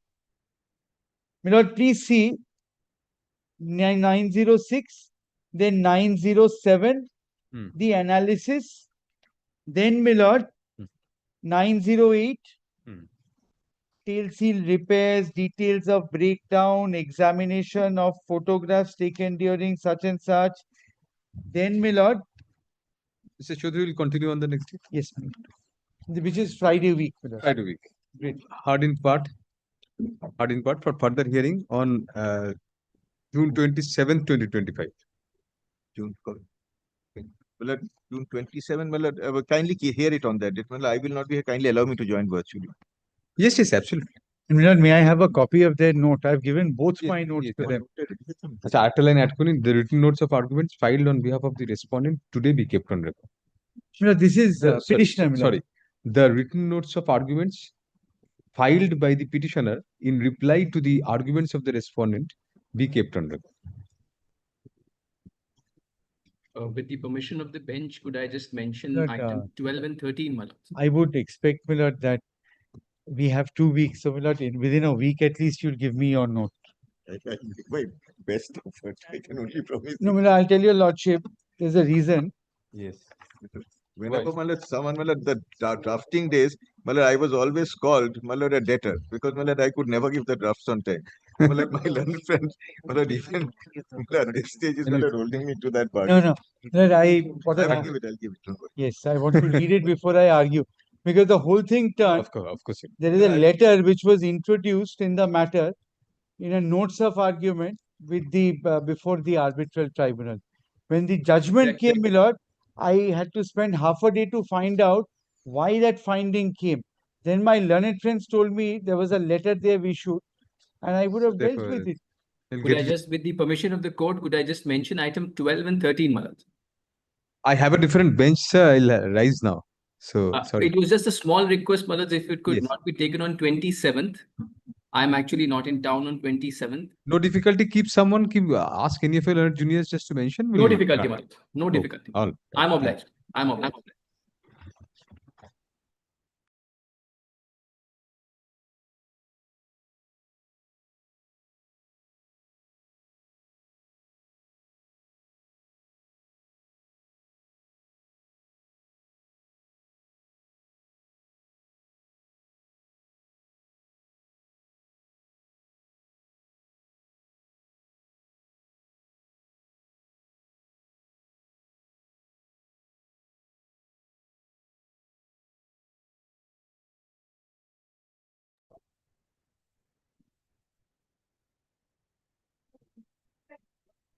I am for the petitioner, my lord. For the contemner led by Mr. Kumar Sandhu.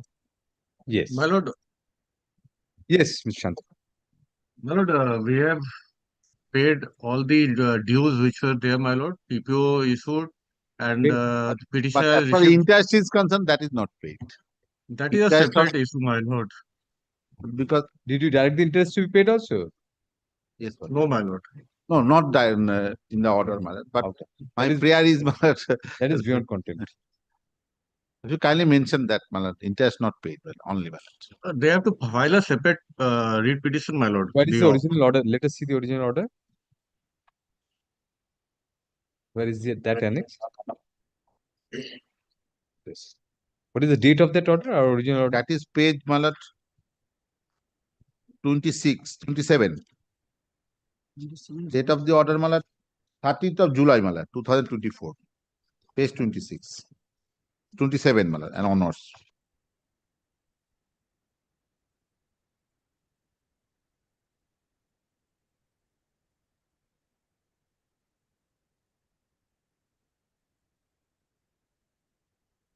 That counsel appearing for the that counsel appearing for the alleged contempt submits that the due payments have already been made in favor of the petitioner. A report in that regard filed today be kept on record. So, learned counsel for the petitioner submits that also, although the dues have been cleared, interest ought to have been paid for the interregnum. Next para. However, we find from the parent order dated July 13, July 30, 2024, that The order comprised only of a direction to disburse the dues of the petitioner, whose there was no component of interest in the said order, and comma as such, comma, we cannot improve our order sitting in contempt jurisdiction. Full stop, next para. Insofar as the contempt application is concerned, comma, since the order of this court has been complied with, comma, CPAN 68 of 2024 is disposed of as infructuous. There will be no arrest to cost. Deplorable. Deplorable, my lord. Thank you. একটাই ছিল পরে রাখলো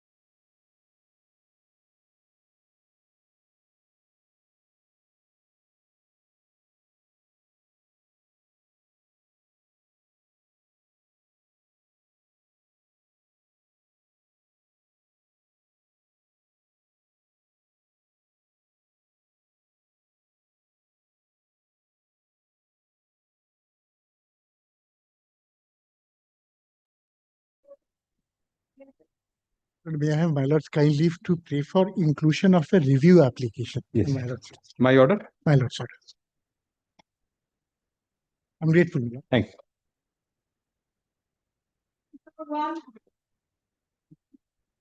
Yes. The order impugned is 18th of December 2023. Yes. There, my lord, at the instance of the opposite party judgment debtor, proceedings in connection of execution of a decree of mean profits has been stayed by the learned executing court under the misconception that that particular decree is yet to attain finality. It happened thus that I, being the plaintiff, obtained a decree for recovery of possession and a decree of entitlement of mean profits. I put the decree of recovery of possession into execution and I have recovered possession. Qua the proceeding for mean profits, which I separately instituted after the decree, I have got a decree of a quantum of mean profits. I, however, did not get interest pendentility and future interest, which I had claimed. Being agreed by the non-grant of interest pendentility and future interest, I had filed an appeal before this honorable court. That appeal was pending at the relevant point of time. At that point of time, my lord, that appeal was contested. I lost the appeal. Matter is now pending in an SLP. Only thing that is under consideration is whether I should get interest pendentility and further interest. In the meantime, I have recovered possession and the execution qua the possession has been satisfied. Now I have put the decree of mean profits into execution.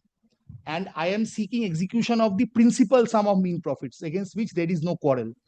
The learned judge of the court below, by the order of 18 December 2023, appears to have considered that particular writ to be a writ for delivery of possession qua recovery of possession and stayed it on the contention that an appeal is pending. Let us just see the impugned order first, then Yes. we'll vote. Please come to 18th of December 2023. Yes. A put-up petition by the judgment debtor along with an application to stay the present execution case together with annexures. Office is directed to place the record. Learned counsel for the judgment debtor submitted that the decree holder has filed a revisional application being 670 of 2023 against the order dated 16 December 2022, which is pending before the Honorable High Court at Calcutta. And as such, there is no final decree which the decree holder has sought to execute. Besides, he, that means the decree holder, has filed an appeal against the judgment and decree being titled appeal number 42 of 2020. What is this revision? This revision was one of the two filed in connection with that non-grant of interest pendentility. A revision and an appeal both were filed. That revision must have been disposed against. No, revision was filed against the order dismissing the review. Revision was not pressed. The main appeal was pressed. In view of the aforesaid fact, the order of this court is erroneous and therefore he prayed to stay the given execution case, adding that he has sent an advance copy upon decree holder by post. This order is erroneous means the order of this court is erroneous would be the order by which the court had directed writ of attachment to be issued. Regarding the mean profits. Regarding the mean profits, the principal decree of mean profits. The case record is obvious. Now he will not consult the case record. The case record is obvious that till date writ for delivery of possession has not been issued. And the given petition is also oblivious that there is an appeal pending against the judgment and decree dated 17 December 2019. And decree holder has also filed one revisional application against the order dated 16/12/2022, which was not informed to this court on earlier occasion. As it appears that the given petition is a substantial one, having first-hand bearing with the decree sought to be executed, I am of the opinion not to execute the writ till such time the petition in hand is disposed of on merits. To date for hearing of the petition filed today, judgment debtor to send a copy of the stay petition upon decree holder through post afresh. Thereafter, my lord, this stay is continuing, and as a result whereof, I am at present being effectively prevented from taking steps in aid of execution of the decree of mean profits. If that decree culminates in a further enhancement in the Supreme Court proceedings, I will refile execution. Let us hear, Mr. Mal. Yes, Mr. my lord, what has not been pointed out is that, my lord, a section 47 application is pending before the learned executing court with a plea that the learned executing court had no jurisdiction to pass the decree. My lord, the facts of the case are that The decree means the main profit decree or the main profit decree. Facts of the case is that the dispute, my lord, is surrounds around a commercial dispute. And under the Commercial Courts Act and in view of section 15 of the Commercial Courts Act, all proceedings which were attracted by the Commercial Courts Act were to be filed, and new matters to be filed and old matters to be transferred. That was not done. Whatever was the lacuna on whose part, whatever had happened, whether it was my learned friend's client or my client who did not point it out, both of us did not point it out, the court also overlooked and passed a decree. Thereafter, my lord, an challenge to that main profit decree was filed before the learned district judge, which was again a wrong forum, because in view of the valuation, it ought to have been filed before the Honorable High Court. Thereafter, my lord, it was a part of the period when it was pending before the learned district court was the period when there was COVID lockdown. Thereafter, it was withdrawn and filed before the Honorable High Court with an application for condonation of delay. The Honorable Appeal Court has rejected the application under Section 5 for condonation of delay in filing the appeal before the Honorable High Court, arising out of that decree. that appeal was filed by them? Filed by us. You filed. We had challenged the mean profit decree. On the ground, my lord, the mean profit was exorbitant. So section 5 was rejected and your appeal Yes, also. but the appeal was not decided in so many words on merits. Now, my lord, my point before your lordship, which I'll argue is, my lord, whether lordship sitting in Article 227 jurisdiction where lordship is invoking superintending power, lordship will permit an decree to be executed which has been passed by a court having no jurisdiction. And that, my lord, according to me, and will appear from judgments, is a question which can be determined by your lordship. In the alternative, has to be determined by at least the Mean profits, why do you say it's a commercial dispute? My lord, it's a Whatever concerns money is not a commercial dispute. no. It has to arise from a commercial transaction. What had happened, a plot of land was taken to run a petrol pump for commercial purposes. Now, that petrol pump, they filed an eviction suit. That was pre-era of commercial suit period, Commercial Courts Act period. They obtained a decree prior to commercial courts coming into effect. However, the mean profit was a separate proceeding, maybe a continuation of the earlier proceeding, but it was a part of the same plaint. In the origin, yes. But even if it was pending, assuming that it was pending before the learned civil court dealing with the main suit for eviction, it ought to have been transferred under section 15 of the commercial code. Have you ever taken this point before any forum during the eviction suit? Yes. Before the decree, you did take the one? No. It was not taken. Never. My lord, they had proceeded before a wrong forum. We had not objected to it. And Your section my lord, I'll show you section 15. What is the position of section 47 now? Your section 47? It's pending. In section 47, that point has been taken. That has been registered and as it was taken before the Honorable Appeal Court as well. That was, but Appeal Court turned down. Appeal Court did not take the issue of merit of non-maintainability of the decree on the ground. Deemed turning down. My lord, even then, I have judgments to show that res judicata will not apply in cases where the court passing the order has done it without jurisdiction, or in a collateral proceeding also such a decree can be challenged. My lord, those judgments I have. My lord, two courses, my lord, I'll be submitting before your lordship, my lord. Lordship will kindly consider. Lordship will kindly decide the issue of jurisdiction, or since my section 47 application is pending, the executing court can be directed to decide that. Now, my lord, I'll just demonstrate certain facts, my lord. My lord, will come. Commercial Court Sector. My lord, Commercial Court Sector? Yes, we also have. My lordship has. I have copies. তাহলে ওনার কপিটা দিয়ে দিন।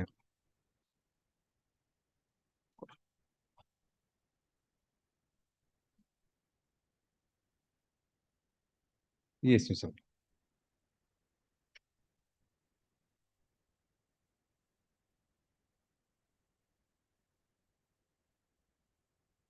My lord, I'll first draw your lordship's attention to the objection to the, my lord, objection to the mean profit application.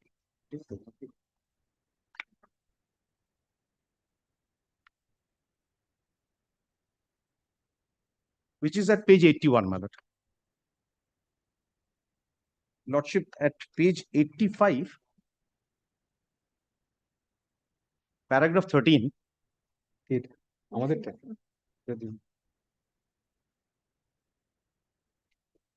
Lordship, page 85, paragraph 13. This is a section 47. My lord, humble petition, it's not section 47. I've got a copy of the section 47, my lord, which is not annexed with their petition. That too I am handing over, my lord. Hey, arekta copy. Copy my lord, You have asked for stay till disposal of the FMAT and SCO. Those have been disposed of. yes. What is the FMAT? So now the 47 is pending, which is before your lordship. I've handed over also. But did you cite the pendency of the 47 as a ground in your stay, or 47 was filed after this? After this.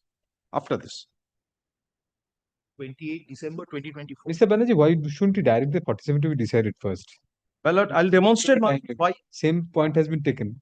I am aware of the fact that, in appeal, he raised this point for the first time. Yes. In my appeal, there were two appeals. No, but a section 47 is pending regarding executability. Yes, but again, if in the appeal he's not entitled, if that point has gone, then whether he'll be able to re-urge it in the 47 as well. All right, let us hear them. Let's. Lordship will kindly take up, my lord, the Commercial Courts Act. Yes. To demonstrate. First, lordship will take 47 or may I say? Whatever, you are placing something. Yes. Page 85. 85 is the point where I have taken the point of commercial This issue. maintainability. Yes.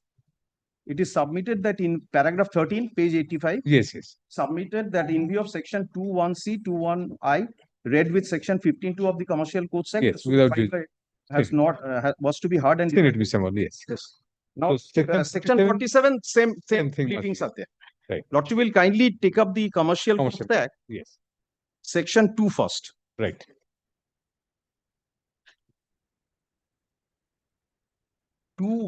Subsection subparagraph 7. What is a commercial dispute?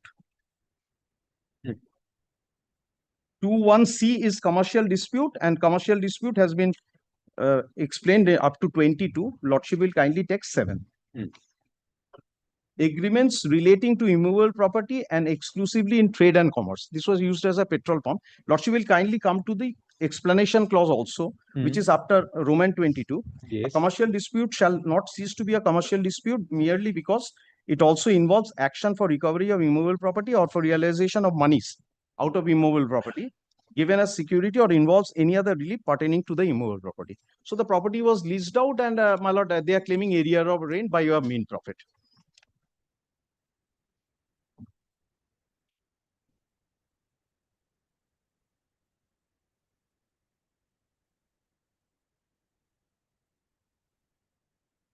Lordship will come to section 15 next. The transfer of pending cases. We'll come to subsection 2 because 1 relates to High Court. For High Court, it's if it is pending before the High Court, it will be transferred to the commercial division of the High Court. Similarly, all suits and application, including application under the Arbitration Conciliation Act relating to a commercial dispute of a specified value, pending in any civil court in any district or area in respect of such commercial court has been constituted, shall be transferred to such commercial court, provided that no suit or application where final judgment has been reserved. This is not our case. Matter was being heard.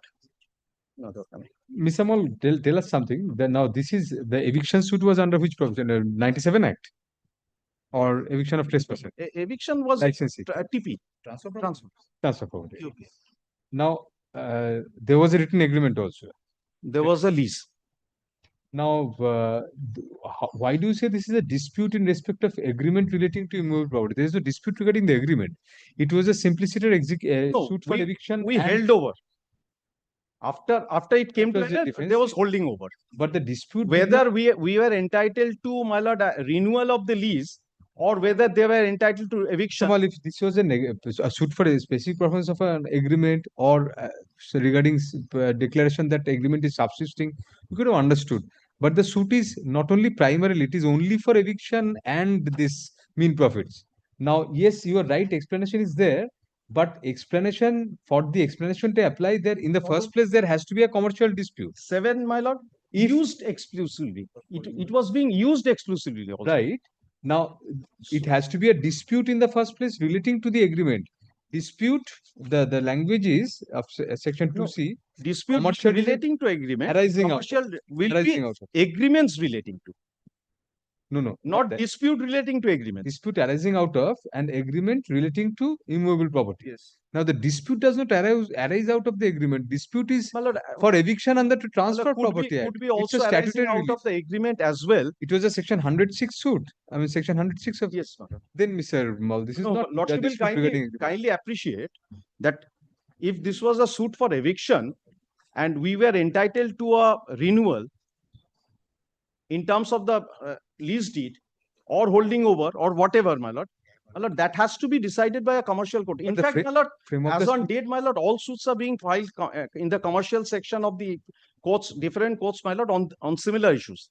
No, And not they on may the civil courts. May be filed, but that has to be given a terminus to them. If those are eviction suits simply are being filed. Right. Yes, you are right. Explanation says if it's a commercial dispute in the first place, Mr. Mall, then it shall not cease to be so merely because recovery of possession and other things. But what if it is only a suit for this explanation rather substantiates that if it's only a suit for eviction, it is not a commercial dispute. Because then the question of inclusion of this explanation would not arise, Mr. Mall. Then in any event that eviction suit would be, My lord, why should this be necessary? My reading is it is agreement relating to a immovable property used exclusively for trade and commerce. No doubt on that. Yes. But the dispute does not But I pertain was to that agreement. I was asking myself, my lord, then what would come within? Everything Being used. So it's a Suppose continuous tense. a suit for declaration that an agreement is subsisting, a suit for cancellation of an agreement, specific performance of an agreement, all these would come in. We had defense for renewal of the lease. We have to see the frame of the suit. Yes, my my The lord. suit has to My be. lord, so it can be decided in 47 as well. It has to be decided, my lord. My lord, there are Renewal is a different right you are asking for, that you have a right of from renewal. the agreement, arising out of the agreement, holding over whether I had a right to continue, my lord. For being holding the over, the agreement is not adjournment. For holding over, it has to be seen whether you held over. Subsequently, they permitted you, they accepted rent from you, they consented to. Holding over is a statutory concept, Mr. Mal, Right. which you know very well. Right. Holding over is a statutory concept. Right. And 106 F suit is also a statutory right. Right, my lord. So this is not a dispute. We'll decide that right now and direct the execution case to be decided. Lordship will decide now. Yes, we are allowing the revision. My lord, in that case, I'll place some judgments. Absolutely, yes. My lord, if your lordship holds this is not a commercial dispute, then I have not much to say. But if That is what will be. I'll be holding. if that's a gray area, according to me, my lord, it falls squarely under the Commercial Courts Act. No, definitely. You cite your judgments for that. My lord, here, my lord, this is regarding transfer under Section 15. The judgments on this honorable court has decided. You are absolutely transfer under 15 court, has to be done. And the court couldn't have decided. The court couldn't have decided a commercial dispute which was not within its aim. And if it's a commercial dispute, there is similar suits have been transferred. Yeah, there are examples. Has to be transferred. If it's a commercial suit, has to be transferred. And this similar even under Section when 15, I say similar suits means similar suits where lease has come to an end and eviction proceedings were pending. There are suits pending, appeals pending in this High Court where I am also appearing. And my lord, this question, my lord, has you are appearing for whom? Who is claiming that it's a commercial case? For the oil companies. You are saying that it's a commercial dispute. We have not taken a point that it's not a commercial dispute. We are contesting. If you take a point, Mr. Mall, hope and trust that it does not come to me. 50 under Section 15(5), even if it is not transferred, court has to take it. Yes. If it's a commercial dispute, there cannot be any doubt. Reading Section 7, subsection 7 with my lord A. My lord, with all respect, my lord, I feel, my lord, it's a commercial dispute. My lord, a land given for trade and business. They want me to evict. They want money from me. My lord, it's fair and club the special petition against my order with the other one which is pending. No, my lord, I'll not do it, my lord. I'll try to do it. You have to do it. Your client will have to do it. Well, I'll try. In that case, my lord, I'll request your lordship to ask the court below to decide the Section 47. No, I'll decide it. Okay. But I may say, no, if you're right, section 47 is pending on the same ground. I'll decide it tentatively and I'll say that this will not affect the section. Your I'll have to, because you have taken that defense only. That is the only ground for stay, Mr. Moll. That is why I looked into the stay application and you also placed it fairly. I had to look into the stay. Otherwise, there is no ground. The original ground does not remain. But your lordship gives an opinion whether it's a commercial dispute or I not. have to, otherwise there is no option before me because that No, point has for been taken. remanding lordship need not, my lord, my respect. Should I remand it because it's a law point? Is asking the court to hear out on merit without being No, influenced no, by law, your it's a lordship. law point. Why should I remand? There is no question. Remand the no the. My lord, there are judgments, number of judgments. I don't know whether that will be germane on the issue that whether a court which has passed a order without jurisdiction that can be executed.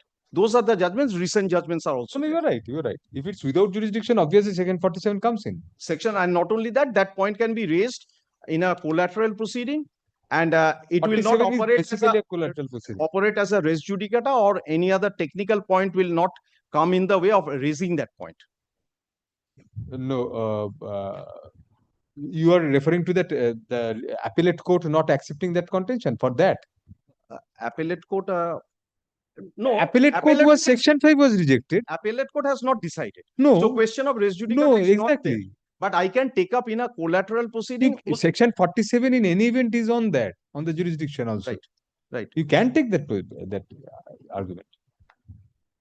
So the judgments on the other things, 15 or the other things, if it's a commercial without jurisdiction is not tenable, goes to the root of the matter. We agree to that. I mean, I agree to that. Jury is not non-est. Right.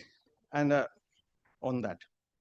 Learned counsel appearing for the learned senior counsel appearing for the petitioner argues that the learned executing court acted without jurisdiction in refusing to grant in granting stay of an execution case pertaining to a decree of main profits granted in favor of the decree holder stroke petitioner. First up, it is argued that that an appeal was preferred against the appeal was preferred by the petitioner before this court against the non-grant of main profit interest, penalty, and future interest, which being turned down, a special leave petition is pending in the Supreme Court. However, it is contended that insofar as the basic quantum of main profits is concerned, the decree in that regard still stands, and as such, the petitioner stroke decree holder is at liberty, should be at liberty to proceed with the execution case, of course, subject to the outcome of the special leave petition. For next para, it is further submitted that the learned trial judge, without adverting to such aspect of the matter, granted a blanket stay of the execution case, although there is no appeal pending in this court now. For next para, learned counsel appearing for the opposite party stroke judgment debtor argues that there is a pending application under section 47 of the Code of Civil Procedure in the executing court at the behest of the opposite party, where the primary objection taken to the executability of the decree of main profits is that the matter pertains to a commercial dispute within the contemplation of the Commercial Courts Act 2015, and as such, the trial court did not have jurisdiction to pass the decree itself. For next para, furthermore, learned counsel submits that an appeal was preferred against the main profit decree by the judgment debtor before this court, accompanied by an application for condonation of delay in filing the same. The condonation application having been dismissed, the appeal was dismissed as time barred, and as such, there was no adjudication on merits on the point now being raised. For next para, it is submitted that this court, sitting in jurisdiction under Article 227 of the Constitution of India, ought not to interfere with the grant of stay by the executing court, in view of the trial court palpably having no jurisdiction within the contemplation of the Commercial Courts Act to pass the decree itself.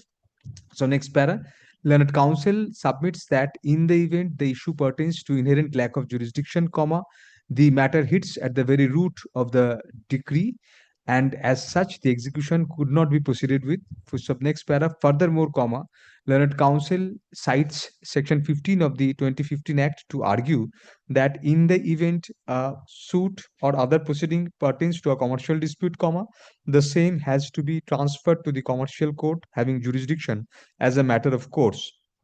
So next para. Upon hearing learned counsel for the parties, comma, this court is of the opinion that the dispute which arose in the original suit for eviction and mean profits does not come within the purview of within double inverted commercial dispute as defined in section 2 within bracket 1 within bracket small c of the Commercial Courts Act 2015. Full stop. Learned counsel for the judgment debtor stroke opposite party has argued that the tenancy agreement between the parties pertained to a property where a petrol pump business was has been run by the opposite party all along. Full stop. Thus, comma, the agreement is commercial in nature, and comma as such, comma, the suit was covered within the contemplation of section 2 within bracket 1 within bracket small c within bracket small Roman 7 of the 2015 Act.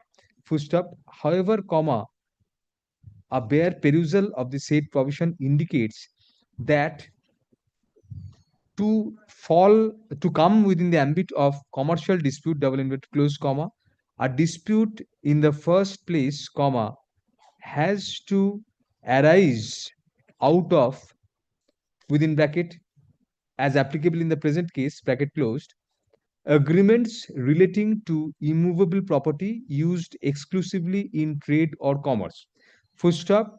In the present case, comma, as per the frame of the original suit, comma, the same was an eviction suit simpliciter, comma, with the consequential relief of mean profits. Full stop. The relief of mean profits cannot be divorced from the relief of eviction and was merely consequential to the eviction decree sought by the plaintiff stroke petitioner. For sub next para, the mean profit claim was not a standalone claim and as such. For sub next para, more importantly, comma, the dispute did not pertain to the agreement for lease. Full stop. The suit was filed under section filed for eviction upon service of a notice under section 106 of the Transfer of Property Act, comma, which is a statutory relief invoked by the plaintiff stroke petitioner in the suit and not a dispute relating to any agreement, comma, tenancy or otherwise.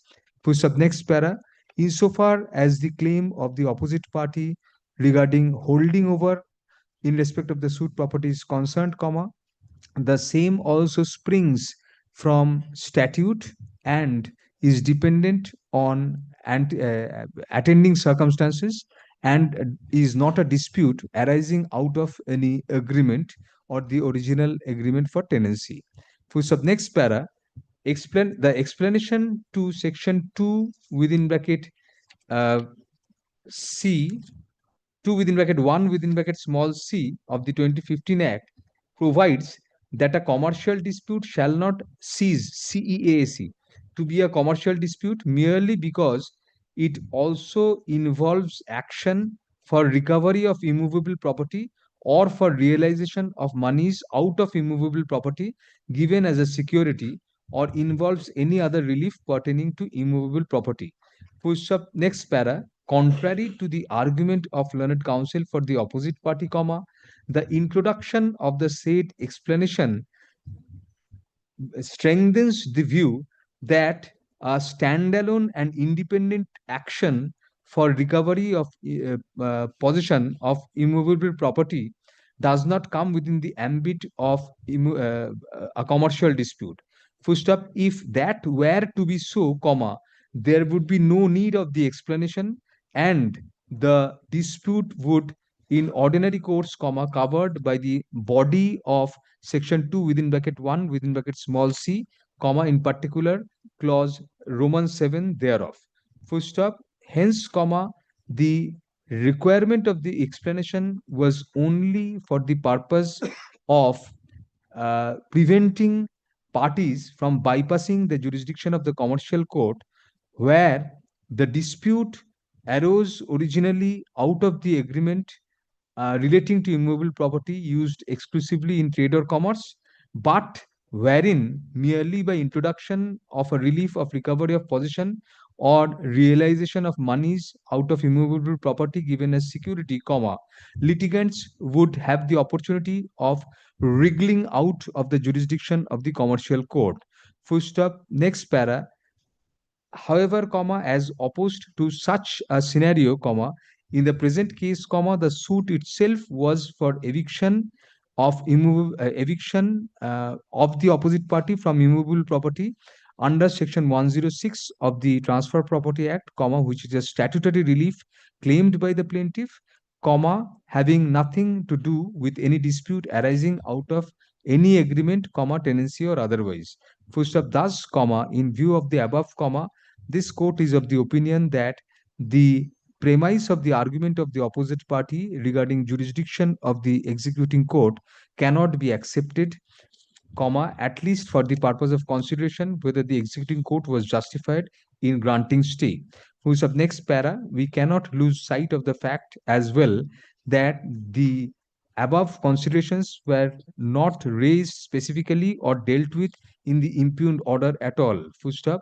The mere premise of grant of stay of the execution case was the pendency of an appeal before this court, which revision before this court, which is no longer existent, having already been disposed of. Full stop. As such, on the face of the reasons given in the impugned order, also, the impugned order cannot stand in view of there being no stay order passed by any court, any superior court in respect of the execution case. Full stop. Next para. It is, however, clarified that the above findings are tentative, only restricted to the disposal of the present revisional application, and the observations rendered above were given only in the context of the arguments raised by the opposite party and shall not be binding in the binding on the learned executing court at the time of adjudication of the application filed by the opposite party under section 47 of the Code of Civil Procedure. Full stop. The executing court shall decide such application as expeditiously as possible, preferably within 1 month from the date of communication of this order to the executing court. Full stop. Next para. Be that as it may, I do not find any justification or legality in the impugned order or any reason to grant stay of the execution case as done in the impugned order. Full stop. Accordingly, CO number 3562 of 2024 is allowed on contest, thereby setting aside the impugned order dated December 18, 2023, passed by the learned civil judge, Junior Division, 4th Court at Alipur, District South 24 Parganas, in title execution case number 25 of 2021. Push up, no address to cost. Lordship, till disposal of the 47, there should be a status quo. I have not. Otherwise, my lord. I've not done that deliberately, Mr. Mal. Otherwise, it will never be disposed of. Lordship has made a 1 month. Otherwise, my lord. No, that would be contradictory. That's why I give you. I would not have given that relief also, because immediately after I finished that peremptory. 1 month peremptory and status quo to continue. No, I've directed the trial court to do executive court to do it. Yes. But the moment if I did not do that, Mr. Banerjee would argue that please say that it will be done, the execution case be decided expeditious. Whole difficulty. To preempt that, I put in that. Difficulty is that they're trying to attach the head office of the oil company. Whatever So tomorrow they'll go and file a put-up petition saying stay has been vacated. So let the warrant of attachment. They will say that, Mr. Mal, there is no basis of the impugned order. My lord. The best I could do is that, because otherwise it will be palpably contradictory to my order. No, Lordship has directed 47 to be heard. Pendency of 47, if they take possession. 1 month, within 1 month, they try to do that. Oblige, Lordship. Lordship is refusing the status quo, my lord. Oblige, Lordship. Status quo as regard possession. Otherwise, the head office, my lord, tomorrow they can file a put-up petition and ask for taking possession of They file you contest, you show the other portion of this order. I know that. Since Lordship has specifically vacated the stay. But is not specifically directed the execution case to be heard out within a limited period, rather the contrary. That is for your defense. That rider has been given to you, Mr. Mal, although otherwise you don't have a very good case. But that is subject to scrutiny by a superior court. Okay. Obliged, Your Lordship. Two. Yes, who is appearing? Move it. Come here, come up. Where are you standing there? Be quick. You're a young person, you're so slow on your feet. Move the matter. Lordship, this matter relates to transfer of suit, my lord. Yes. Matrimonial suit. So I'm seeking for the transfer from additional district and session judge at. You are the wife. I'm the wife. Divorce suit. Lord, no, restitution of conjugal right. Restitution of conjugal. You are residing Grounds where? are taken in paragraph number 21, 23, 24, and 25. You reside where? I reside at Rampurhat, Your Lordship. 20? 21, 23, 24, and 25 of my petition, Your Lordship. What is the distance between the two places? You have not stated anywhere. Lordship, about 300 kilometers. More than that, Your Lordship. Birbhum and. You have a South child? Chobbish Pargana. Lordship. Where is that stated? Lordship, it is stated in my. That could have been a ground, but otherwise, just Lordship, because over there I have my elderly parents, Your Lordship. Stated in paragraph. everybody has an elderly parent whenever a divorce suit is Residing filed. with them, Your Lordship. So, what's the I don't have a difficulty? source of income. Any source of income is also not there, Lordship. We'll direct the husband to pay for your conveyance. Lordship, kindly consider it, Lordship. Why should it be at your wish? Why should it be transferred?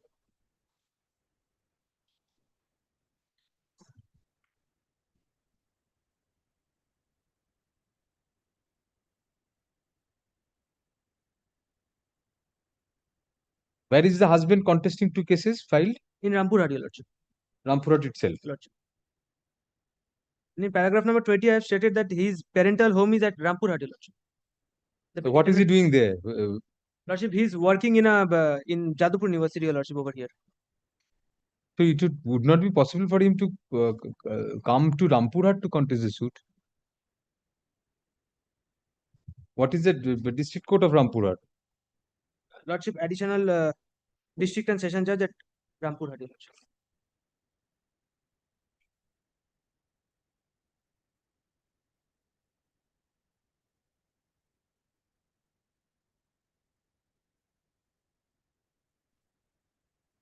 The present application under section 24 of the Code of Civil Procedure arises out of a suit for restitution of conjugal rights filed by the opposite party husband against the petitioner wife. First of next para, learned counsel for the petitioner submits that the distance between Rampurhat and the Baruipur court, where the suit has been filed, is considerable, and it is difficult for the petitioner wife to travel between the two places regularly to contest the suit, particularly in view of the petitioner wife having elderly parents at home. First up, it is further submitted that the opposite party husband himself is a resident of Rampurhat and is only working for gain at Jadavpur and has filed the suit at Baruipur deliberately to harass the petitioner. First up, it is further submitted that the petitioner does not have the financial means to travel between the two places, being dependent on the paltry income of her mother. First up, next para, it is further submitted that the opposite party husband is already contesting two cases filed by the petitioner on a regular basis by coming to Rampurhat. First up, next para, on the basis of the above averments in the application, the petitioner wife has made out a prima facie case for transfer of the suit, either to the appropriate court having jurisdiction at Rampurhat and or anyway in between. First up, accordingly, the petitioner shall serve a copy of the application on the opposite party indicating that the matter shall be listed before the appropriate bench having determination to hear contested civil divisional applications.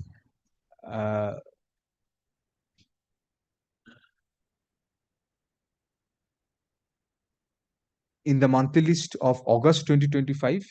First up, next para, an affidavit of service shall be filed on the returnable date.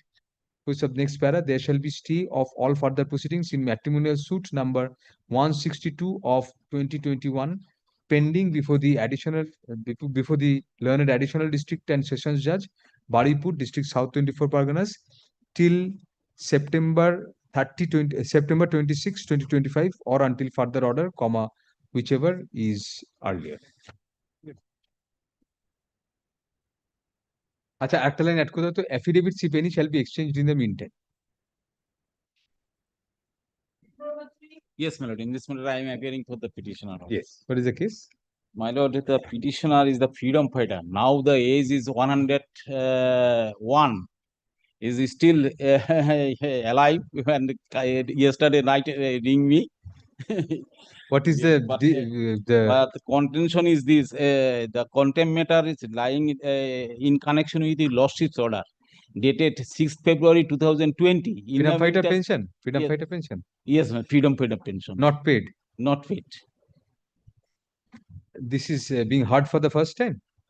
This is the contempt matter. Contempt matter is being heard for the first time? First time. Well, you serve a copy. How many? 3 contempt number, but all are retired. Contemnants are retired? Retired.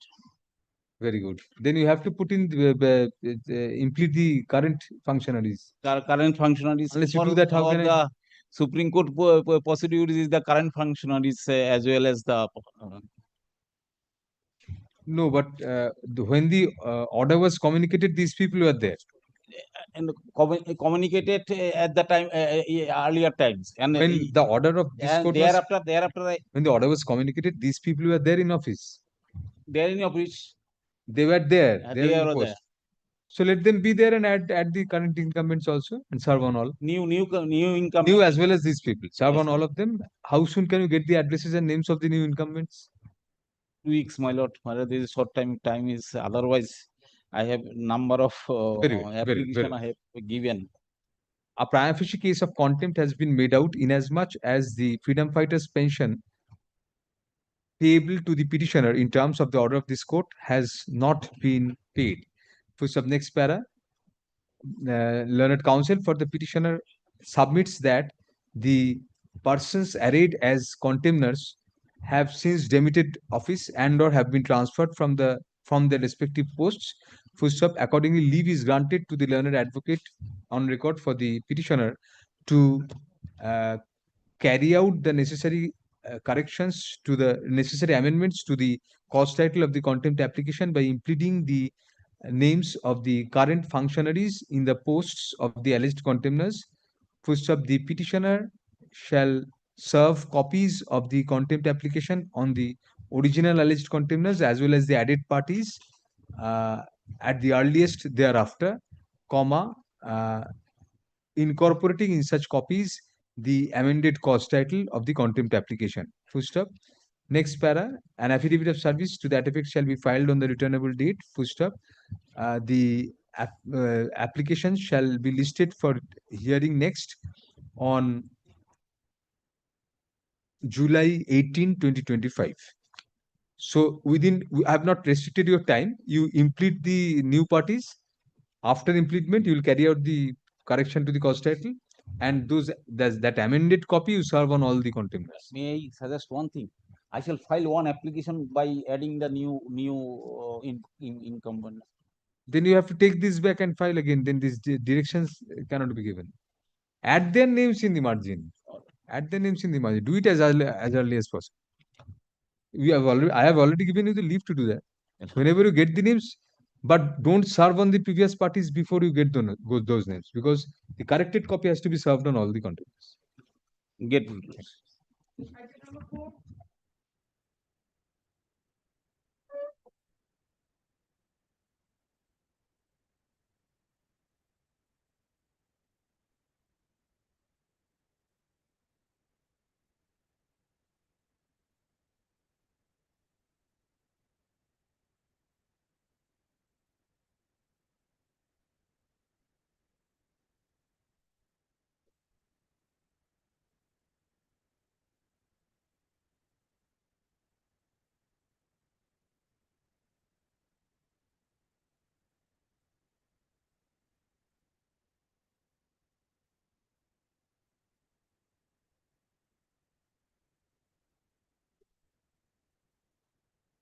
It transpires from the records that the petitioner that the parties went unrepresented on May 16, 2025, comma, May 20, 2025, as well as on May 23, 2025.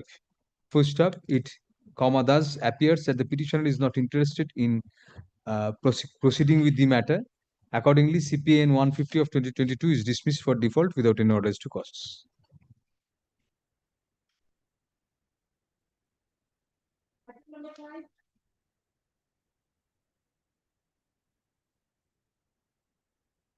Connected data. Exactly same order. একই file দুবার দিলেন নাকি?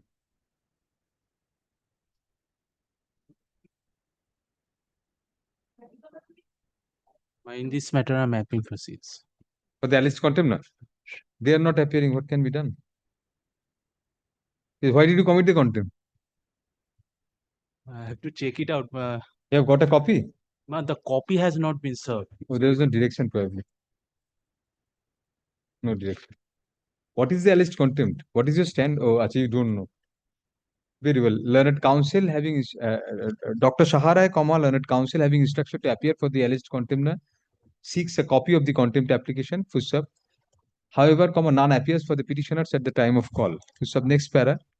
Although now, even without entering into the question as to whether any prima facie contempt has been made out from the application, comma, the learned advocate for the petitioner is directed to serve a copy of the contempt application on Dr. Shaharai to enable the latter to come prepared in the matter. Full stop. Let the matter stand adjourned till June 27, 2025. Dr. Shaharai, you better write a letter to them. Whoever is appearing. May I check it out? Saurabh Sengupta, yes, you check up the phone number also. And subject to Loshi kind of. একটু দেখতে দেবেন তো ওনাকে ফাইলটা দেখে নেবেন. Take down the number and the I will bar 17 Saurabh Sengupta. I will inform. You write him a letter so that he gives you a copy. Certainly. Yes, next. Then I am appearing for the petitioner. Yes. The subject matter is Millard. In 2022, I obtained an order that the dispute was whether the transformer installed by WBSEDCL is on my land or not. Right. A specific direction upon the BLRO was to make an inquiry, Yes. spot verification, reasonable opportunity of hearing, and verification of documents. That has not been done. BLRO is the contempt. BLRO is the contempt. Why? Kindly see, till date not done. No. Page 3, paragraph number 3. Internal page 3 of the judgment, paragraph number 3.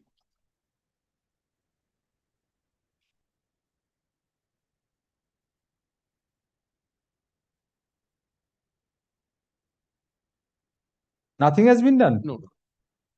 A prima facie case of contempt has been made out inasmuch as, comma, in defiance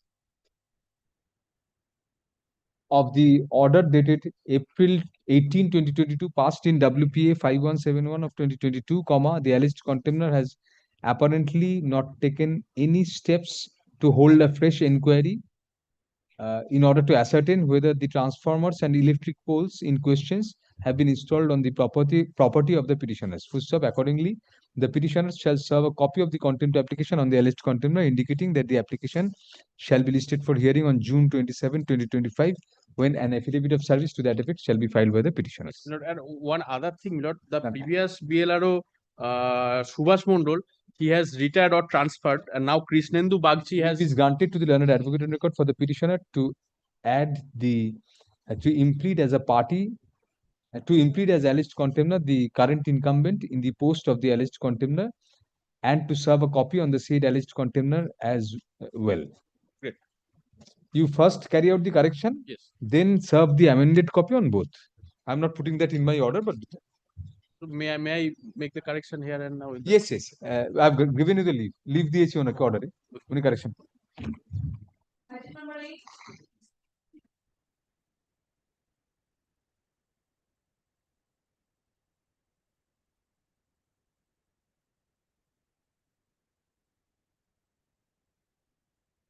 The contempt application had been adjourned on May 16, 2025 on the prayer of the petitioner.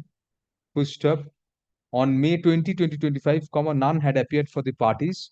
comma, which was repeated on May 23, 2025, full stop. Even today, none appears for the parties at the time of call, full stop. Hence, CPAN 697 of 2022 is dismissed for default without any orders to cost.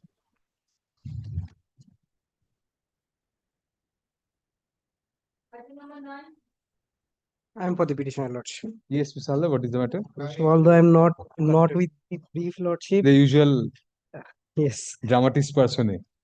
My lord, I have Lordship, taken instruction, my lord. There was a direction passed by your lordship to give a loop meter connection. My lord. Subsequent to that, my lord, we went, my lord, for installation of the loop meter at the existing meter board on 15th of July.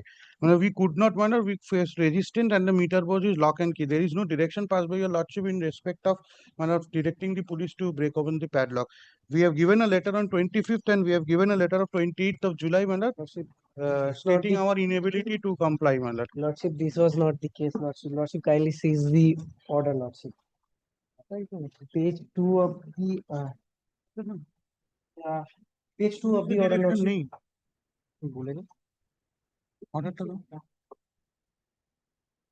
Okay, I will start from the first paragraph, Lordship.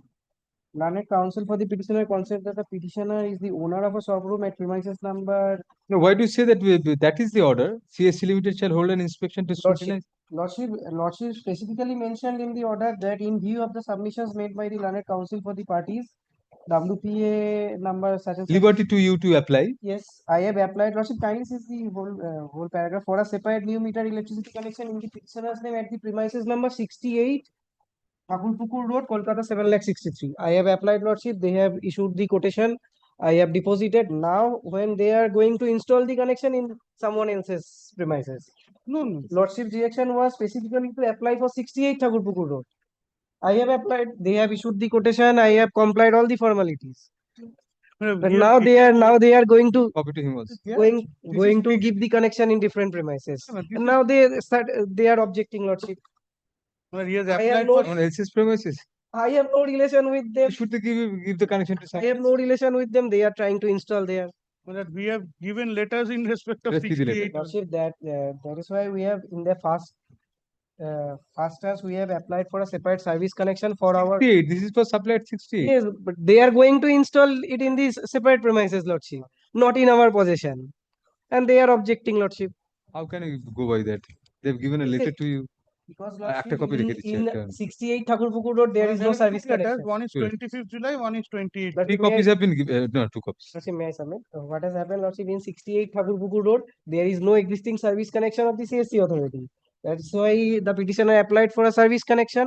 Thereafter, by Lordship's order, Lordship has directed that to No, apply. the rest is admitted. Or the question is whether they why should they go to some other premises? They will get money if they give a Because connection. there is no service connection in 68 Thakurpukur Road in my shop room, Lordship. May interfere, this is not probably the matter. is Allegation. Contempt. Yes.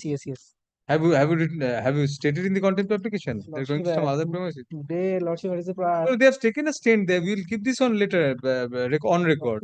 no service connection is present in the premises of the petitioner, Lordship. It is a shop room, Lordship, mutated. You have asked for a service connection. On the first occasion, we have asked for the service connection. They rejected. Thereafter we came before your Lordship. If there is no service connection, how can they give this connection? Lordship. What Lordship? You obtained the order. Lordship, by their submission, Lordship, kindly sees the page number 2, paragraph number 2, Lordship. It is further submitted by the learned counsel. CSC, yes. Limited that there is no impediment for the petitioner to apply for a new meter electricity connection in the petitioner's name. Yes, subject to inspection. Yes. They have inspected. They have said that they'll give. Yes, we have complied, Lordship. Peruse the first paragraph of the order. Learned counsel for the petitioner contends that the petitioner is the owner of a shop room at 68 Thakurpukur Road, Kolkata 63. Such property is contended is mutated and separated from the adjacent property being 68A Thakurpukur Road, Kolkata. However, when the petitioner applied for new electricity connection, new electricity service connection in the petitioner's name at 68 Thakurpukur Road, CSC refused to give service connection on the ground that a service connection already exists there. That is the reason we have said that we want to give a loop meter connection. Name of a different person. That cannot be reopened now, Mr. Halder. What do you say? And if he wants to reopen, he has to file a separate treatment. or he has to challenge this order. You have been convincing the current electricity code on these lines. We have a course of communication between ourselves. Who is taking up these matters now? Order Who was is taking up these matters? Justice Chandra is in court number Justice Chandra. We'll have a talk then. If you are convincing these things to his lordship, this kind of matter. loop matter was 68 Thakurpukur Road, Lordship, but 68 Thakurpukur Road has. my no direction was 68 Thakurpukur. Yes. We have stated specifically that it has got a service connection in 68. You that with is the file recorded affidavit in opposition and put this on record then. and later copy this. Yes. 68 Thakurpukur Road has no service connection of the CSC authority. We have stated in the, it has been recorded in the order that it has got a service connection. Lordship, it has no service connection. So that is the third case you are making out in a contempt And Manoj, petition, Mr. Alda. Manoj, It kind was not even your case in the main writ petition. Manoj, and he has deposited. 1 minute. If you say that there is no service connection, how could you ask for a metered connection there? No, I have not asked for a meter connection. I have asked for a service connection. But my direction was metered connection. Yes. And he has paid in respect of 68. That is there in paragraph 2. A peculiar question has arisen before this court. First up, the petitioner submits that despite a specific direction of this court, the alleged contender is not giving electricity connection to the petitioner's shop room. First up, learned counsel having instruction to appear for the alleged contender submits that the alleged contender has already issued letters to the petitioner to the effect that the personnel of the CSC Limited had gone to give electricity connection, had gone to give a loop metered electricity connection to the petitioner's shop room at the concerned premises. Full stop. However, due to resistance, the metered connection could not be given. Full stop. Next para. At this, learned counsel for the petitioner argues that the said premises does not have a service connection and as such, metered connection could not be given. Full stop. However, from the original order passed in the writ petition and or the averments of the petitioner in the writ petition or the contempt application, I do not find any such averment that a service that due to dearth of a service connection, no metered connection can be given. Full stop. As such, third case cannot be made out in contempt. Full stop. Next para. Particularly, in the present case, since the CAC itself is taking a stand that it is able to give a loop metered connection to the petitioner in terms of the petitioner's application for such connection, I do not find any reason for the petitioner to allege contempt. For sub next para, needless to say, although it was not specifically mentioned in the parent order, the personnel of the CSC Limited shall be at liberty to approach the concerned police station. Police has not been made a party to the proceedings. Has been made a party? No, it is not. No, we are incorporating that. Okay, to concerned local police station for adequate police assistance in the event any resistance is offered by anybody in giving loop metered connection to the petitioner in terms of the order of this court. Push up next para. In such case, in case of such resistance, the officer in charge, inspector in charge, as applicable of the local police station, shall grant assistance on the basis of a server copy of this order, coupled with a server copy of the parent order passed in the writ petition, upon being called to do so by the CSC personnel. Footstep such assistance as and when given, shall be at the cost of the petitioner. There is a padlock, let the direction be given. Footstep, if necessary, the police personnel will be at liberty to remove the padlock which may cause hindrance to give such connection to the petitioner. Footstep next para, the alleged contender shall file an affidavit in opposition, incorporating whatever relevant document he or she wants to produce, along with the same, in respect of the contempt application within 3 weeks from date. Footstep reply, if any, shall be filed within a week thereafter. The application shall be listed for hearing next on July 18, 2025. In the meantime, you try these things, take out copies of this order, and you please cooperate. Be present when they go there. And Mr. Mukherjee, just ask your officials to just inform his client and go there. I'm grateful. So matter will come after 4 weeks. 18 July. 18th July. 18 July. Not I'm grateful. Sufficient time. In the meantime, you can incorporate this also in the affidavit in opposition. I'm grateful. Item number 10. Item number 10, order complied, ma'am. Pardon? 10? Complied. You are for the petitioner? Yes, madam. Learned counsel for the petitioner submits that the order of this court has been complied with, and as such, the contempt has been rendered infructuous. Hence, CPN 1127 of 2022 is disposed of as infructuous without an order as to cost. Please give your name to the header.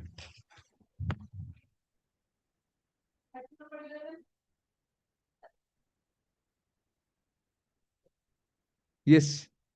Is what you are appearing? For the response. And for the petitioner, my lord, the dispute has already been resolved. Learned counsel for same order. CPN 370 of 2023. Thank you. Item number 12. I for the petitioner. Yes. First time, my lord. First time appearing. What is the nature of contempt? My lord, you also can see page 15, my lord, you also see order.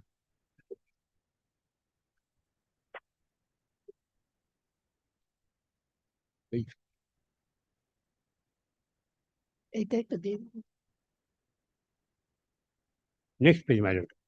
Even the same has been within. The representation has not been considered. No, no, my.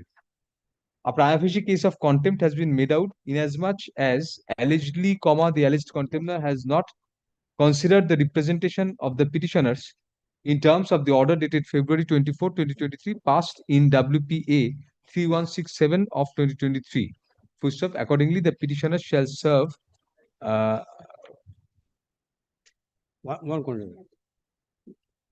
copy of the alleged of the contempt application on the alleged contemptor, indicating that the application shall be listed for hearing on July 4, 2025, when an affidavit of service to that effect shall be filed by the petitioner. 4th of July. Thank you.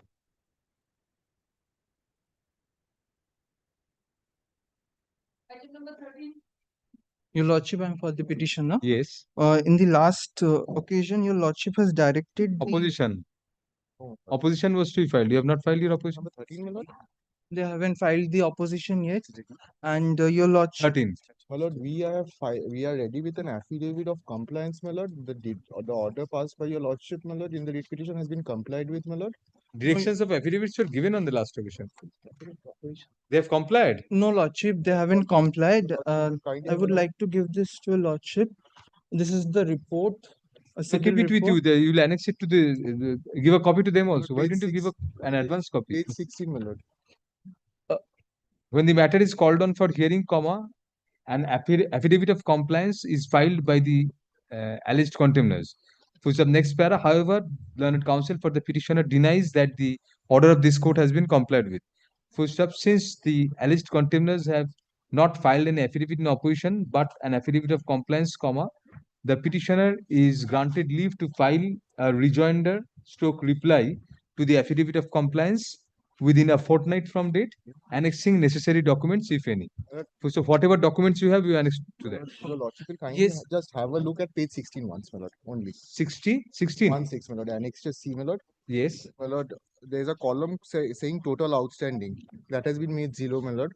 And, my lord, there is a CIBIL, my lord, because the CIBIL score has to be, my lord, there is a Football report, my lord. There also, my lord, we have indicated that the amount overdue is 0, and therefore the civil score will be. You probably don't have any proper instructions. There is, my lord, nothing. What is your name, please? You are Mr. Dev.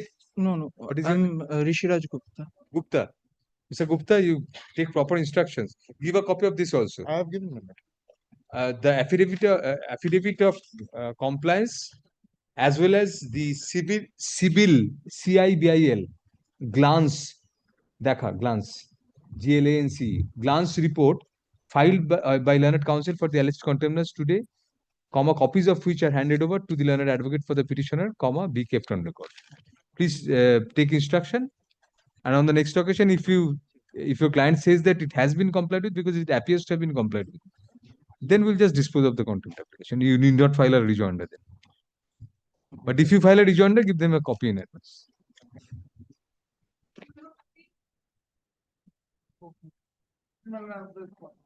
Yes. Lordship, this is my exceptions to the affidavit.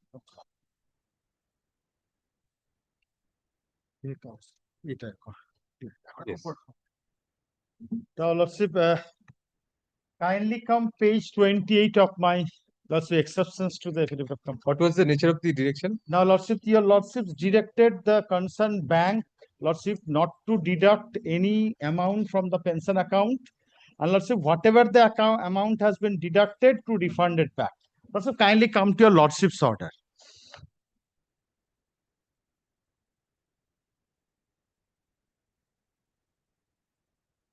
Uh, 24 of the content application, page 24.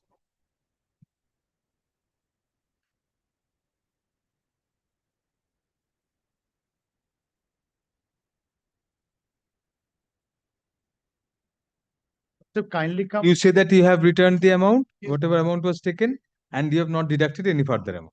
In the amount 60. Now, also kindly come paragraph 24 and 25. Yes. And accordingly, WPA such and such is disposed of by directing the bank to restore whatever amount of pension, if any, has been deducted from the pension account of the petitioner till date from April 2018 on account of outstanding dues of educational loan within a month from the date.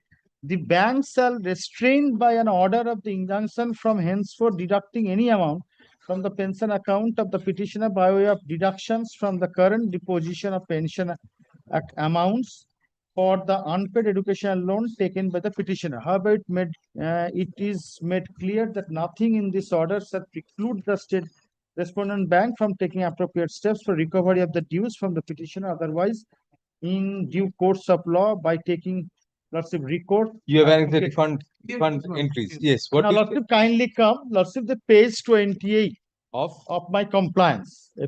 Of your compliance? Sorry, exceptions to the compliance.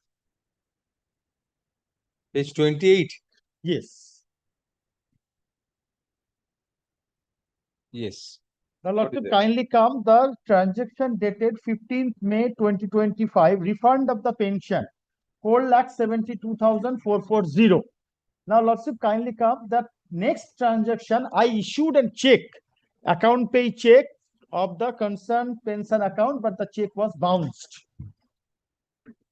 Now, Lordship, kindly come the affidavit of compliance. This account has been lying in the parking account. According, they have admitted the fact that I cannot enjoy the same. My lord, hereafter, my lord, it is mailed to him that it is restored. He is not saying that. It is mailed him that his account, there is a dispute, technical fault in the account, it is restored. It is mailed to him, but he is not saying that. Right now, you say you cannot withdraw any amount from there. Still, the filing of this exceptions, Lordship, this is the statement. I issued the check has been bounced, that even in the compliance, they have admitted the fact that this amount will lie in the Lordship, the parking account. What is parking account? Well, there is technical fault, my lord. There is now. This is not affidavit. What is the meaning of parking account? Parking account, it will only I can see. Bank explain, yes. No, my lord, it is written in the parking account. What is the meaning of parking account? It is on that day, it is on the parking. Parking fees are deposited there. On that day. Parking fees of cars. It is deposited on his account, my lord, refunded back. And my lord, there is some technical fault on that ground on the day. Thereafter, it is written to mail to him, my lord, that it is restored. You can use your money. That was written only on 12th of June 2025. This is the second mail. Yes. That is the first mail. Well, this is the mail they have sent me that we have already communicated. I asked them whether you have communicated. They sent me that if they have communicated that you can use the 12th June you have communicated. Today, what is the date today? 13. 13, my lord. Yesterday you have communicated. No, they sent me that mail. After getting the exceptions. They have sent me this mail. They have sent you the mail, will send you to jail. Why did you do it yesterday? Money Yesterday you were writing what happened in the interregnum. Money is in his account, my lord. Money deposited. He cannot touch it. He cannot withdraw it. Money is in his account. Let us freeze your manager's account. You will understand what is the meaning of parking account. And he'll give an email to you communicating my order. No, that email, I am asking them. Till they can withdraw that amount, yes. We are making it very clear. We'll just freeze your manager's salary account. He can withdraw today, my lord. If you want to use it. Try it out, and let us come back on the next day. He can try it today, my lord. No, but what happened before 12th June? Why was the check bounced then? On that day, my lord, there's a amalgamation and there was a Amalgamation between which two three banks? banks, my lord. On that date, there was an amalgamation. Their systemic, the systemic upgradation was there, my lord. We paid them, my lord, on 30, before 15 May. An affidavit of compliance filed today be kept on Also, record. another issue is, Lordship, so far my deduction is concerned, that is near about, Lordship, the 6 lakhs. They have only refunded back 4,72,000, though it is, Lordship, lying in the account. But according to our, Lordship, If you can withdraw the entire account, if you can operate the account, you can take it out. now, Lordship, this so far the rest of the amount. Not Because Lordship, so far my Lordship, the 6,42,538 has been deducted from my pension account. Now, so far their refund is concerned only 4,72,000. No, their reply in page, their comply, their reply, it is check, not bank depositable. In loan account, petitioner gives check voluntarily. That is not for pension account, my lord. In page 9, their application, page 10, their admission, my lord. Paragraph. No, one by one. I mean, No, Page 10. page 10. They are what? they are replying, my lord, to the compliance. Yes. Page 10 where? Page 10 of the reply? Paragraph 9. I respectfully submit that your The petitioner did not voluntarily transfer. the They amount that voluntarily give check. It is not done by the bank, my lord. Bank amount is yes, 7,600. they cleared the check from my pension account. You gave a check.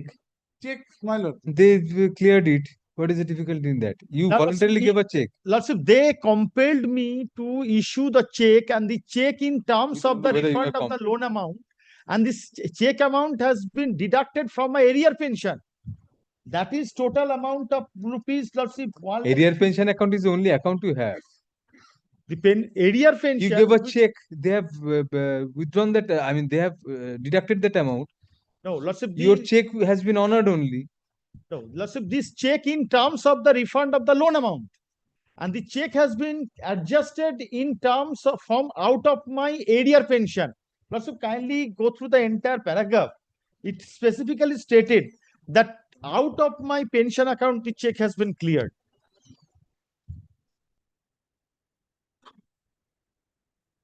No, that was in lieu of a loan you had taken. You had repaid that amount by virtue of this check. So you pay a check, they cleared the amount. What is the difficulty in that? You had taken a loan, there is no doubt. That is You admitted. cannot take undue advantage of your own wrong. You took a loan, you have to refund it, and you gave 2 checks. They have cleared the checks. There is no difficulty in that. You have to repay your loan, ma'am. No, lots of the check. Lady has to check repay has her. been No, cleared out of my pension account. It's a sir, sorry. No, both my Yes. daughter and father. Anyway, Okay, you have what to is- know. The loan you have to repay. And Obviously, we have given that's them liberty. We have given them liberty also to recover it. Have you initiated a suit? My suit, my lord. Right. You have filed a suit.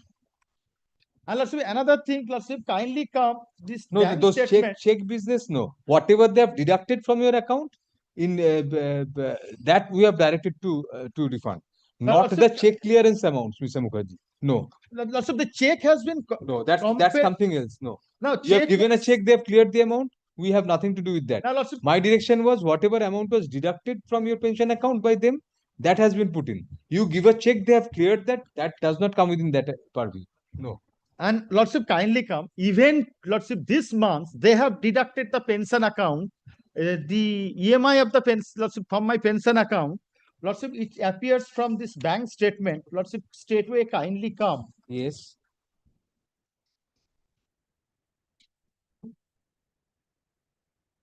Which page? Lots of I'm sorry.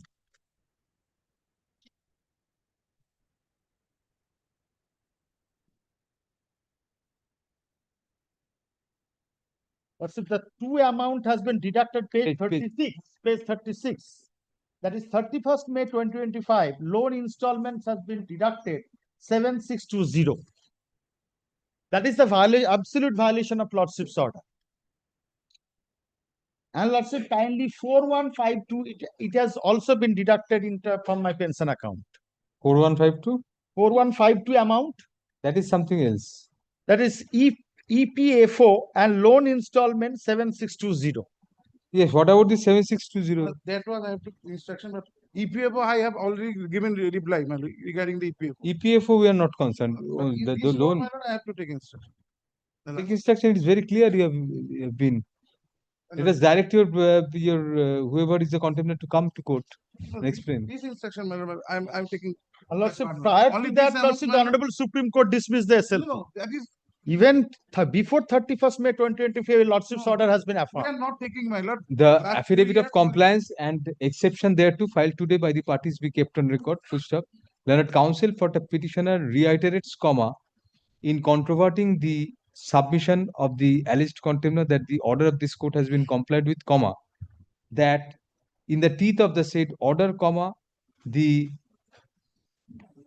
alleged contemner has refunded only a part of the amount which was deducted from the pension account of the petitioner. So it is submitted that although an amount of rupees 4,72,440 has been deposited, refunded, comma, there were two other checks which were which the petitioner was compelled to pay in lieu of the repayment of the loan taken by the petitioner, which were also cleared from the pension account but have not been refunded. So next para, learned counsel for the petitioner further submits that it will be evident from the entry in the bank account of the petitioner, in the pension account of the petitioner dated May 31, 2025, in terms of and the annexure at page 36 of the exception, comma, that loan installment of rupees 7620 has been deducted, comma, which is also in violation of the order of this court. Full stop. Next para, thus, comma, it is submitted that even today, comma, the alleged contemner is in contempt of the order of this court. Full stop. Next para, that apart, comma, it is submitted that the petitioner cannot operate his account, comma, since it has been marked as a double inverted parking account, double inverted close. Full stop. Next para, learned counsel for the alleged contemner controverts such submissions and argues that the entire amount deducted from the pension account by the bank has been refunded.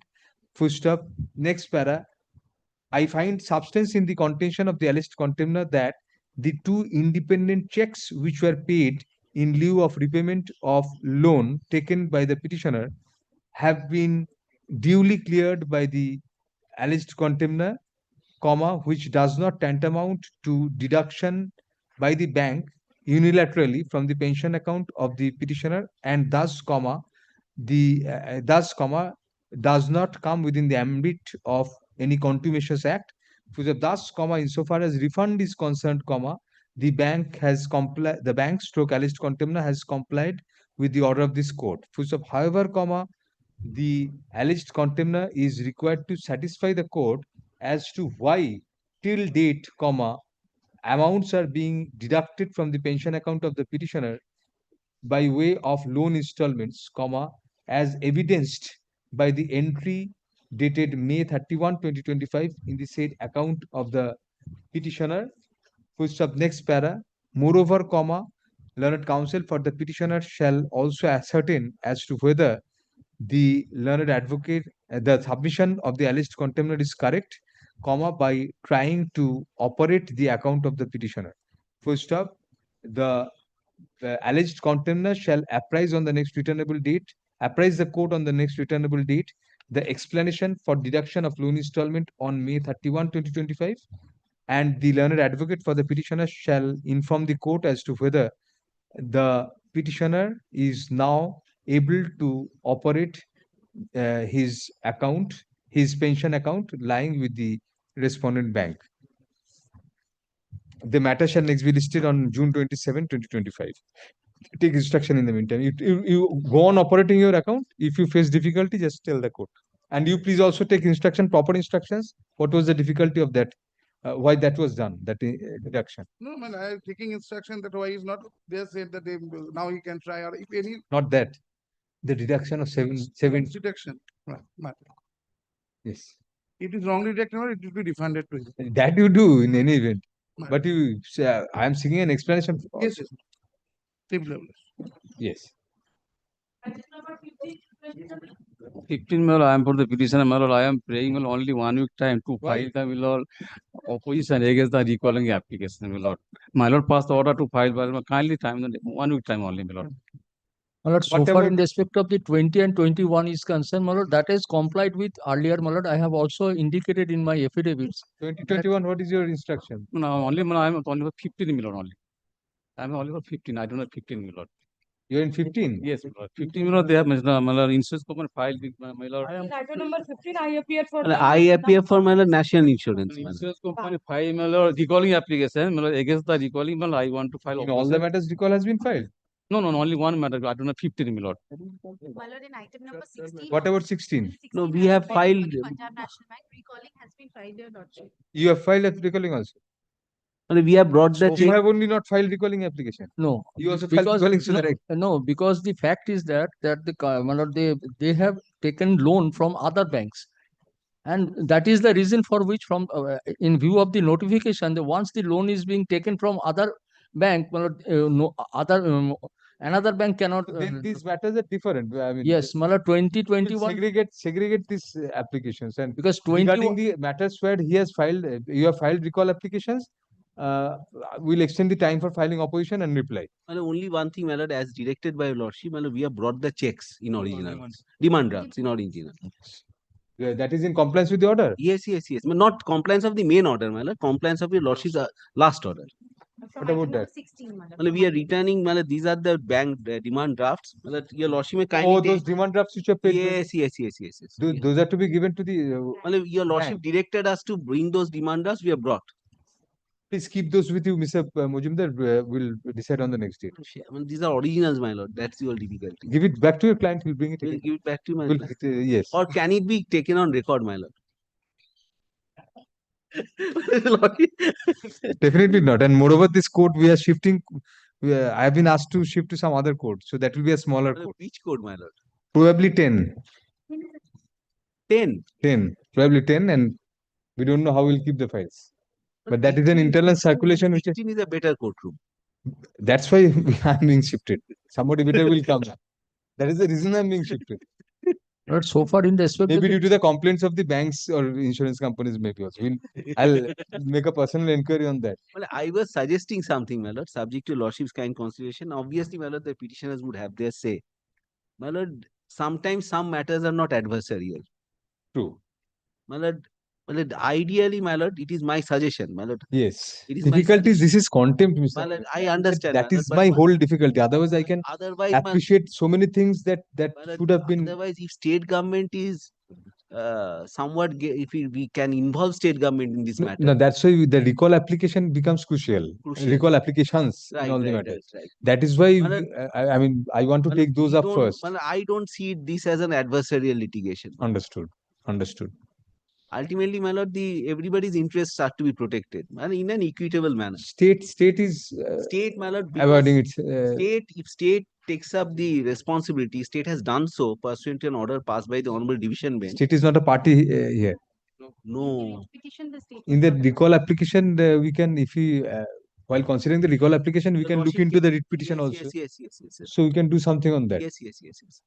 So we'll please come back on 27th, 20th. Probably I will not be there for Yes. some reason. Yes. So 27th, I'm keeping it and extending the time for filing the recall oppositions and all. And yes. Well, so far 20 and 21 yes. is appearing in for the petitioner. 21. My lord, 21, item number 21 payment was received, my lord, that I have. 2020. And 20, my lord, he has taken loan from other bank. That is the reason for which insurance company refused to. I have paid the premium. They have paid. No. My lord, that is in the statement of accounts. I have annexed in the. I have annexed in the. Because there are two persons, my lord, the Somir Mohapatra and Sukumar Please take Mohapatra. instruction whether you have received payment. My lord, I have Annexed served to the what? copy. You have annexed to what? Annexed to my lord affidavit in opposition. You have filed that already? Yes. Yes. What is your instruction on that? You have filed a reply to that? Yes, I shall collect the instruction from my client. What were you doing for so long? They have given a copy last week or week before that. Next occasion I shall instruct it from my client. So for 21, my lord, he Since has you cannot received the take- money. That If is you have in received this the money, you are statement. taking time indefinitely. They are being compelled to appear through counsel. So far as my knowledge concerned, I collect from But my amount of client rupees 1 lakh. no payment Yes. has been received. No So, premium. since the scope of the matters are somewhat different in certain aspects, although the principal issues involved are similar, comma, let each of the contempt applications be segregated and be listed separately but together on June 27, 2025. Full stop, next para. The time for filing opposition, affidavit in opposition to the reply is extended for a week from date. Full stop, reply, if any, sorry, the time for filing opposition to the recall applications is extended for a week from date. Full stop, reply, if any, shall be filed within a week thereafter. Full stop. The petitioner in the contempt application is granted further time to file written affidavit in opposition to the contempt application for a week from date. Full stop. Insofar as insofar as Item number 20 and 21. my lord. Oh, W. CPN yes. 1994 of 2024 is concerned, comma, 21. I am only 20. Not Twen- 20. I am not 21 is the contempt application, 20 is the writ petition. Insofar as CPA 1994 of 2024 is concerned, comma, learned counsel for the alleged contender submits that the order of this court has already been complied with. Full stop, learned counsel for the contempt applicant is shall take instruction on such count and apprise the court of the same on the returnable date. Well, All would these your applies lordship kindly record that we had brought the drafts and we are in which matter? Well, we have brought in 10 cases we have 10 cases we have brought. 10 original demand drafts. Can you please just put it on a piece of paper? Which of the cases? My lord, item number 15 does not come in that case. In item number 15, IDBI Bank is the partner. Well, we have given the serial number. Today Serial numbers, yes. serial number. Padike handwritten, huh? Handwritten as a serial number. No difficult. Okay. আপনি বুঝতে পারছেন মেঘনাথ দেখুন এগুলো order ঢোকাতে হবে আমি বললাম অর্ডারটা বলে দিচ্ছি যা বললাম তাই হ্যাঁ নাম্বারগুলো ধরে করতে হবে ইন সাচ এন্ড সাচ ওই নাম্বারগুলো যেগুলো মিস্টার মজুমদার দিলেন আর mister Singh comma let it be recorded that in pursuance of the order previous direction of this court, comma, the original demand drafts have been brought by the alleged contemners, full stop.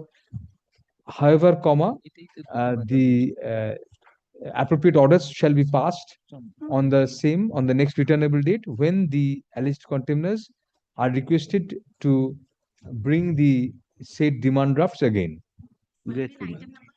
The bank also wishes to file their affidavit in opposition, your lordship, to the recalling application because we are a respondent in that recalling application. We have extended the time. If you want to file in the meantime. We have not restricted it to the petitioner. We have said the time for filing opposition to the. আমি 20 তে নেই এই সব কটা পরের দিন এই এরকম ট্যাগ করে এরকম ইয়ে করে দেবেন মানে হ্যাঁ বোল্ড লেটার দেবেন না পরপর অ্যাপিয়ার করবে কিন্তু আলাদা আলাদা ম্যাটার এই বোল্ড লেটার করে উইথ করে দেওয়া দরকার নেই আমি বলে দিচ্ছি আজকে ওরা ডিট্যাগ করে দিচ্ছি next Grateful to that. 28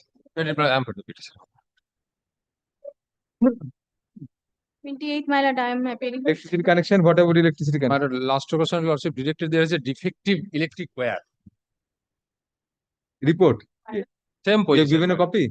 My lord, What are you giving? my lord, my photo, my lord, is same position. Your photo. That is not you. Yes. That is not you. Yes, my lord. Same. How can it be you? Dekhi? Phoenix, my photograph. Mobile photo shooter, my lord. There are 4 pictures. This is not you. Yes. This where, my lord? This is the wire. Where? Say that.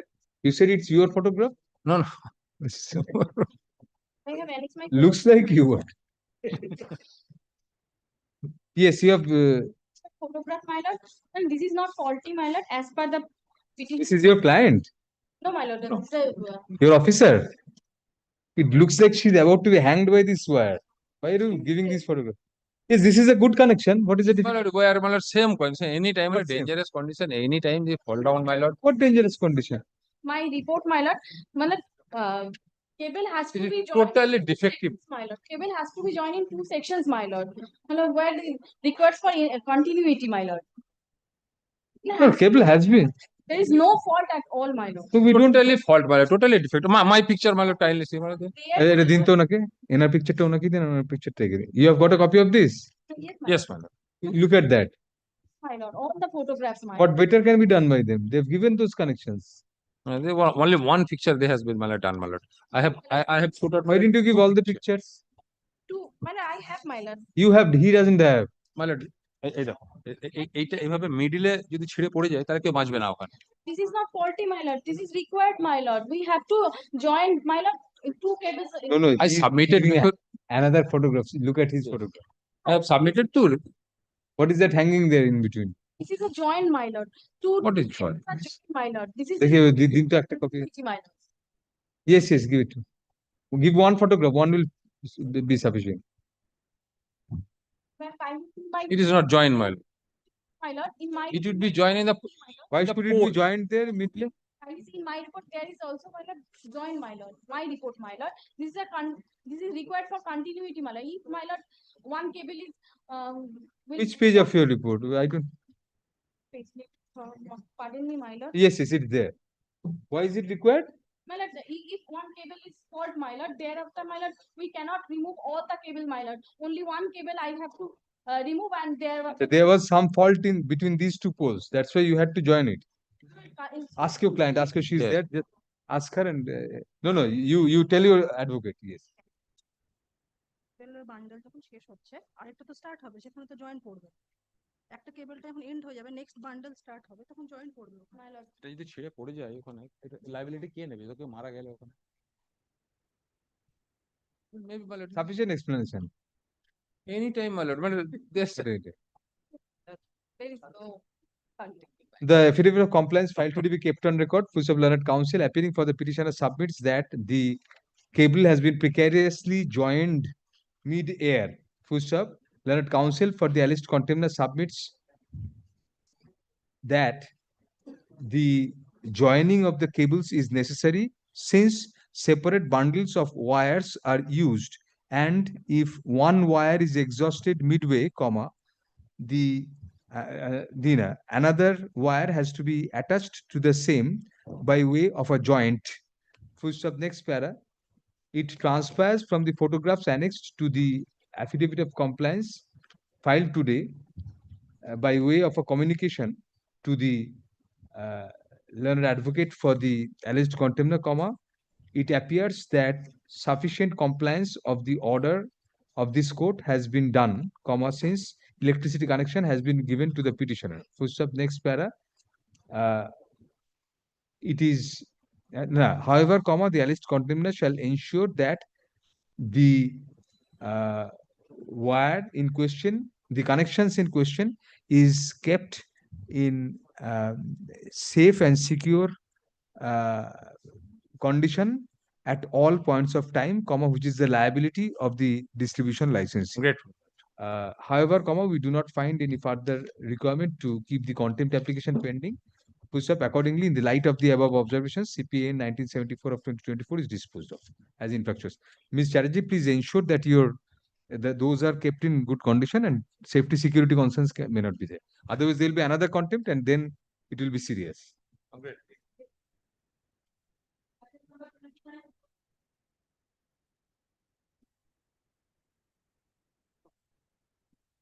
Your Honor, I'm requesting for not to attend this matter, Your Honor. Refused. Move the matter. What is the matter about? Refused. Move the matter. What is your application? My senior is in Who is your senior? Prosenjit Mukherjee. He was here. Now he's in He's not here. Court. Now he's not Give here. your copy, you move the matter. How long are you practicing? What is your name? My name is Prosenjit Chongdar. Prosenjit Chongdar. Chongdar. Mr. Chongdar, take his copy and move the matter. How long are you practicing? It's been 3 months. 3 months is sufficient. Take his copy. Yes. I have no knowledge about this matter, Your Honor. on the prayer of the petitioners. What about it, Mr. Mukherjee? You have complied. Pursuant to your lordship's last order, my lord, we have tried, my lord, our alternative route also, but the amount is coming much higher. Here it is coming 4 lakh something, and for alternative route, my lord, it is coming around 5.5 lakhs. We have rejected on the ground of techno Yes, commercial. techno commercial you said. If they pay the amount, is it possible? That also I have taken, my lord, if they pay the amount, we can. 4 lakh if they pay, then you can give the connection. It is around 4 lakh 11,000. But Mr. Mukherjee, why should they pay? I mean, isn't it the duty of the electricity? That also I have taken instruction, Section 43 and all. madam. This is a submersible pump connection. In that area, there is no other connection. For that, madam, for bringing that first connection, madam, he has to pay. But if he has to pay, then that has to be adjusted when the others take connection from that. There is There must no be some such system in regulations place. and other things is there. That is there, madam, but there is no such other regulation or other thing is there. We'll have to read something into that. Mr. Mukherjee won't be able to assist. You assist against yourself on the next occasion. You find out whatever provision is there. But it No, regarding some provisions are there. I've forgotten now because I'm out of touch with these matters. There was some provision, Mr. Mukherjee, that regarding a box meter or something like that. If it's if that is block meter connection. Block meter, that system is prevalent. The Well, first one pays. No, not block meter, something else. I mean, the person that is regarding a substation probably. If a substation is installed, the first person for whom it is done, he pays the entire thing. Then subsequently it gets adjusted. But There are here- some provisions. But here, my lord, I have taken yesterday I have asked, but there is no such in respect of Techno commercial, you can put in a new substation there. Take instruction, Mr. Mukherjee. Take instruction if that can be done, because these are cultivators ultimately. At the end of the day, his cultivation would be stopped. We'll keep it next week. I'll ask my Week after next. adjourn for fortnight. An adjournment is sought on behalf of the petitioners. Footstep next para, learned counsel for the alleged 29. contemnor submits that alternative routes have been explored, but those are more expensive than the current route ascertained by the alleged contemnors to give electricity connection to the petitioners. Footstep in any event, learned counsel for the alleged contemnors submits on instruction that due to techno-commercial feasibility, the burden of giving connection to the petitioners cannot be taken up by the distribution licensee. Footstep on query of court as to the impediment, it is submitted that there is no other submersible pump in the area. Footstep accordingly, if the first connection is to be given, the expenses are huge. Footstep next para, however, on further query, it is submitted that if the petitioners bear the burden of the costs which come to more than rupees 4 lakh, the connection can be given to the petitioner by installing the necessary gadgets to do so. Footstep next para, learned counsel for the alleged contemnors is requested to take appropriate instructions and to come prepared on the governing regulations to explore the option of giving electricity connection to the petitioners, by installing new substations or other installations, by taking the entire expenses therefrom at the first instance from the petitioners, and thereafter, when further connections are taken by third parties from the same substation or installation, whether the initial payment made by the petitioners at the first instance may be adjusted with the amounts which are taken from the subsequent users. Take instruction on this. Just take a photo, the server copy of this, and just take instructions on this whether this can be explored. The matter shall next be listed on June 27, 2025. I'm grateful. Thank you.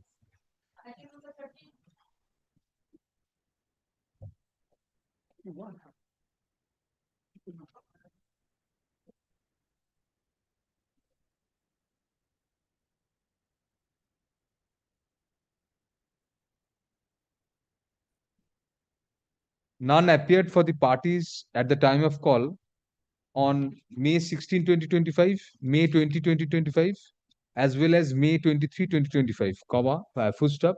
Even today, comma, none appears to move the contempt application, full stop. Accordingly, CPN 91 of 2025 is dismissed for default without any orders to cost. Next. I am filing the affidavit of compliance. It has been served only yesterday. Earlier, when affidavit was served, that has been withdrawn and another affidavit has been served. You want to take instructions on this? Yes, Lordship. May I come back with instruction next week? An affidavit of compliance is filed today in court on behalf of the alleged contemners and kept on record for serve. Since a copy thereof has been served on the learned advocate for the petitioner only yesterday, comma, on the prayer of the learned advocate for the petitioner to take instructions, comma, let the matter stand adjourned till June 27, 2025. I'm ready. Thank you. I am for the petitioner. Learned counsel for the alleged contemner served me affidavit in reply today. Today. May this matter be listed next week. Very good. An adjournment is sought by the petitioner since a copy of the reply has been allegedly served only today. Reply or opposition? Affidavit in reply to the rejoinder. Achha. Since a copy of the affidavit in reply to the rejoinder has been served only today on the learned advocate for the petitioner, full stop. Accordingly, let the matter stand adjourned for the day. May I get a copy? Copy? Exchange all copies between yourselves, whatever copies. You are filing that the copy which you have given to him. No, I have not given. We respond on behalf of corporation. It has been given. But CSC has been intervened in the part. That this is that copy. They have filed the exception. We have filed the rejoinder also. The rejoinder filed on behalf of the alleged contemners today be kept on record. A returnable date was fixed. Not today only. My Lord, I am for the petitioner. Yes, this is the new connection, my Lord. Connection has been effected, but not. My Lord's order has been proper way, my complied. Lord. But not proper way, my Lord. But it has been applied through art. My electric gear is, my Lord, laid down in art. By art, my Lord, they. Art means? Art means where, my Lord, they has not throw electric pool. No, it can be. My learned was never satisfied. Land, my Lord. The 440 electric Not connection. never, not never, generally not satisfied. He never satisfied, my lord. But Mr. Kole, don't underestimate your voice. You're too loud on the microphone. Oh my. Yes. What has been done, we don't understand. Like the previous matter, not in between. No. It is also dangerous, my Lord. Why The dangerous? connection has been supplied without, my Lord, pole. Without pole, how can it be My given? Lord, yes, my Lord, I will submit, my Lord. My instruction, my Lord, I will submit, my Lord. The electric wire is lying in art. Art means? My Lord, What is art? in the ground, my Lord. Art, Bengali or No. Hindi? Or? On the ground, my Lord. No, art, what is the spelling of art? Yeah. Art, acha. Oh, lying on the earth, can it be? Then it will be, there will be art. But I will submit photography, my Lord. I will submit, my Lord.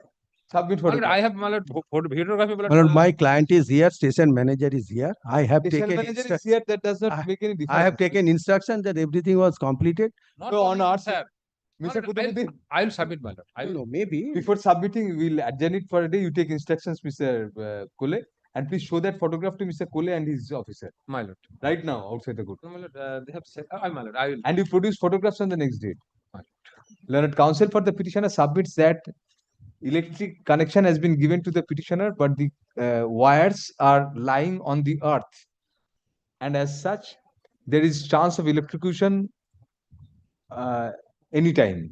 Full stop, next para. Due to proper connection having not been given, comma, it is alleged that the alleged contemptor is a gross violation of the order of this court. Full stop, learned counsel for the alleged contemptor disputes such submission and contends that proper electricity connection has been given to the petitioner in compliance with the order of this court. Full stop, next para. Learned counsel for the petitioner shall furnish photographs of the electricity connections in question in court on the next returnable date with advance copies thereof on his counterpart appearing for the alleged contemptor. Full stop. The matter shall next be listed on June 27, 2025.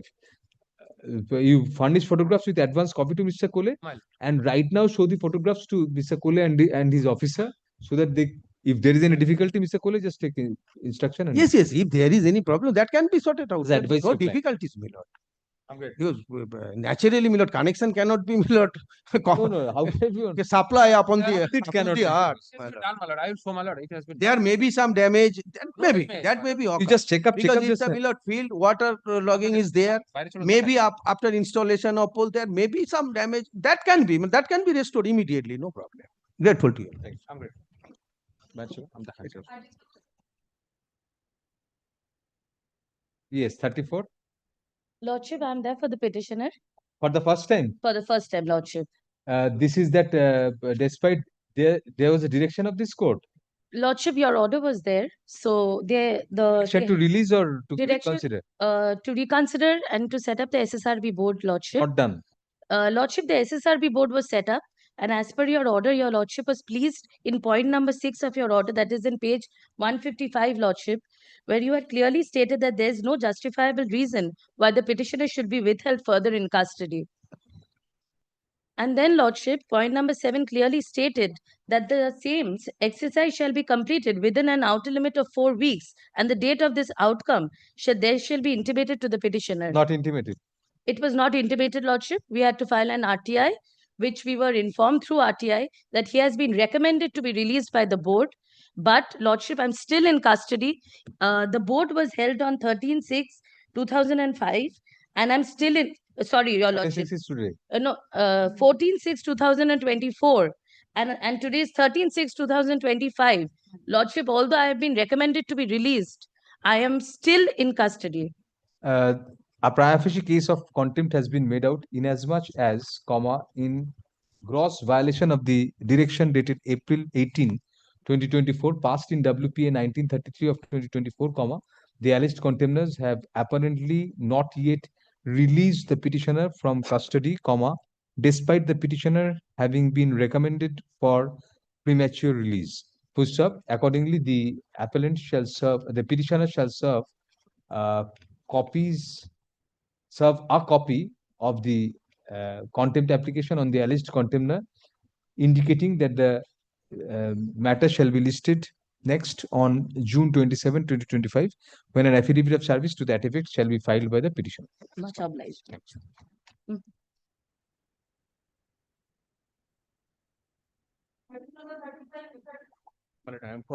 I'm for the private respondent, my lord, led by Mr. Kormokar, my lord. My lord, kindly make it short, Paswa. As I am told, My my lord, lord, he is on his let legs before the me court. give a reply to what they have said. Probably they Mr. have. Kormokar is yet to argue for further. No, my lord. He has already completed his submission on the stock. He has not finished. My lord, in that case, if I start controverting those points which he has almost. Don't do it, Bismil, Mr. Rai, it will be more difficult. But why didn't you inform him, Mr. Kormokar is in difficulty? He has been waiting for quite some time. He is coming, my lord. I am told, my lord, only 5 to 10 minutes. Then we'll be waiting for him. My lord, kindly make it short, Passover, my lord. Short Passover, second last matter. Have you seen the hour? Only issues were remaining when lordship was troubling my lordship with the completion certificate. But Mr. Rai, again there will be a piecemeal thing. An adjournment is sought on behalf of which respondent? Respondent number 4, my lord. On behalf of the respondent number 4. Next para. As a last chance to the respondent number 4 to complete their arguments, the matter is adjourned for the day. Last chance, if they don't come on the next occasion, Mr. Rai will take. Yes. We'll start the hearing. Almost they have completed their part of If the. they don't come on the next occasion, we'll close their arguments and we'll take up for you. You come prepared on the next File occasion. my written notes of argument today as per your lordship's previous. Right, Dimon. No. Keep your written notes on hold, Mr. Rai, if they want to add something. Yes. My lord, I appear on behalf of the petitioner, my lord, that I'm led by Mr. Jishnu Chaudhary. He's not here, my lord. Today we are enjoying an interim order, my lord, since September 2022. Several times this matter has come up, my lord. I believe my learned friend is also. I am for the opposite party number 426. You're also not there on the last occasion. And I appeared for this. So we'll adjourn it for the day then. My lord, I was hearing your lordship telling someone that on next Friday your lordship will not be here. Next Friday I'll not be there. That's on an unrelated topic. Lordship had fixed one of my original side matters on next Friday. So I was Probably wondering. the list will be published, but because of some official duty which came up Very well. subsequently, No, no, not Milord, not anything personal. No, no, Milord, I am not. No, not that. Then probably the list will be published with an endorsement not sitting or something like that. Very Whatever is the usual practice that will happen. Very well. I just thought to. No, did I clarify. direct somebody to appear in person? No, no, Milord. Then A regular hearing. Milord. then whatever. We'll If it follow does the not happen next week in for some reason, then 27th. 27. On the prayer of the petitioner, the matter is adjourned for the day. Grateful. Milord. Please give your name also. Yeah. Yes.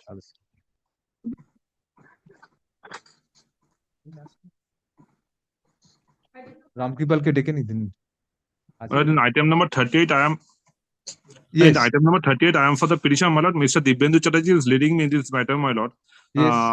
He has left the court due to some personal problem, my lord. Personal problem means, I mean, is it That- really a problem or for some other thing?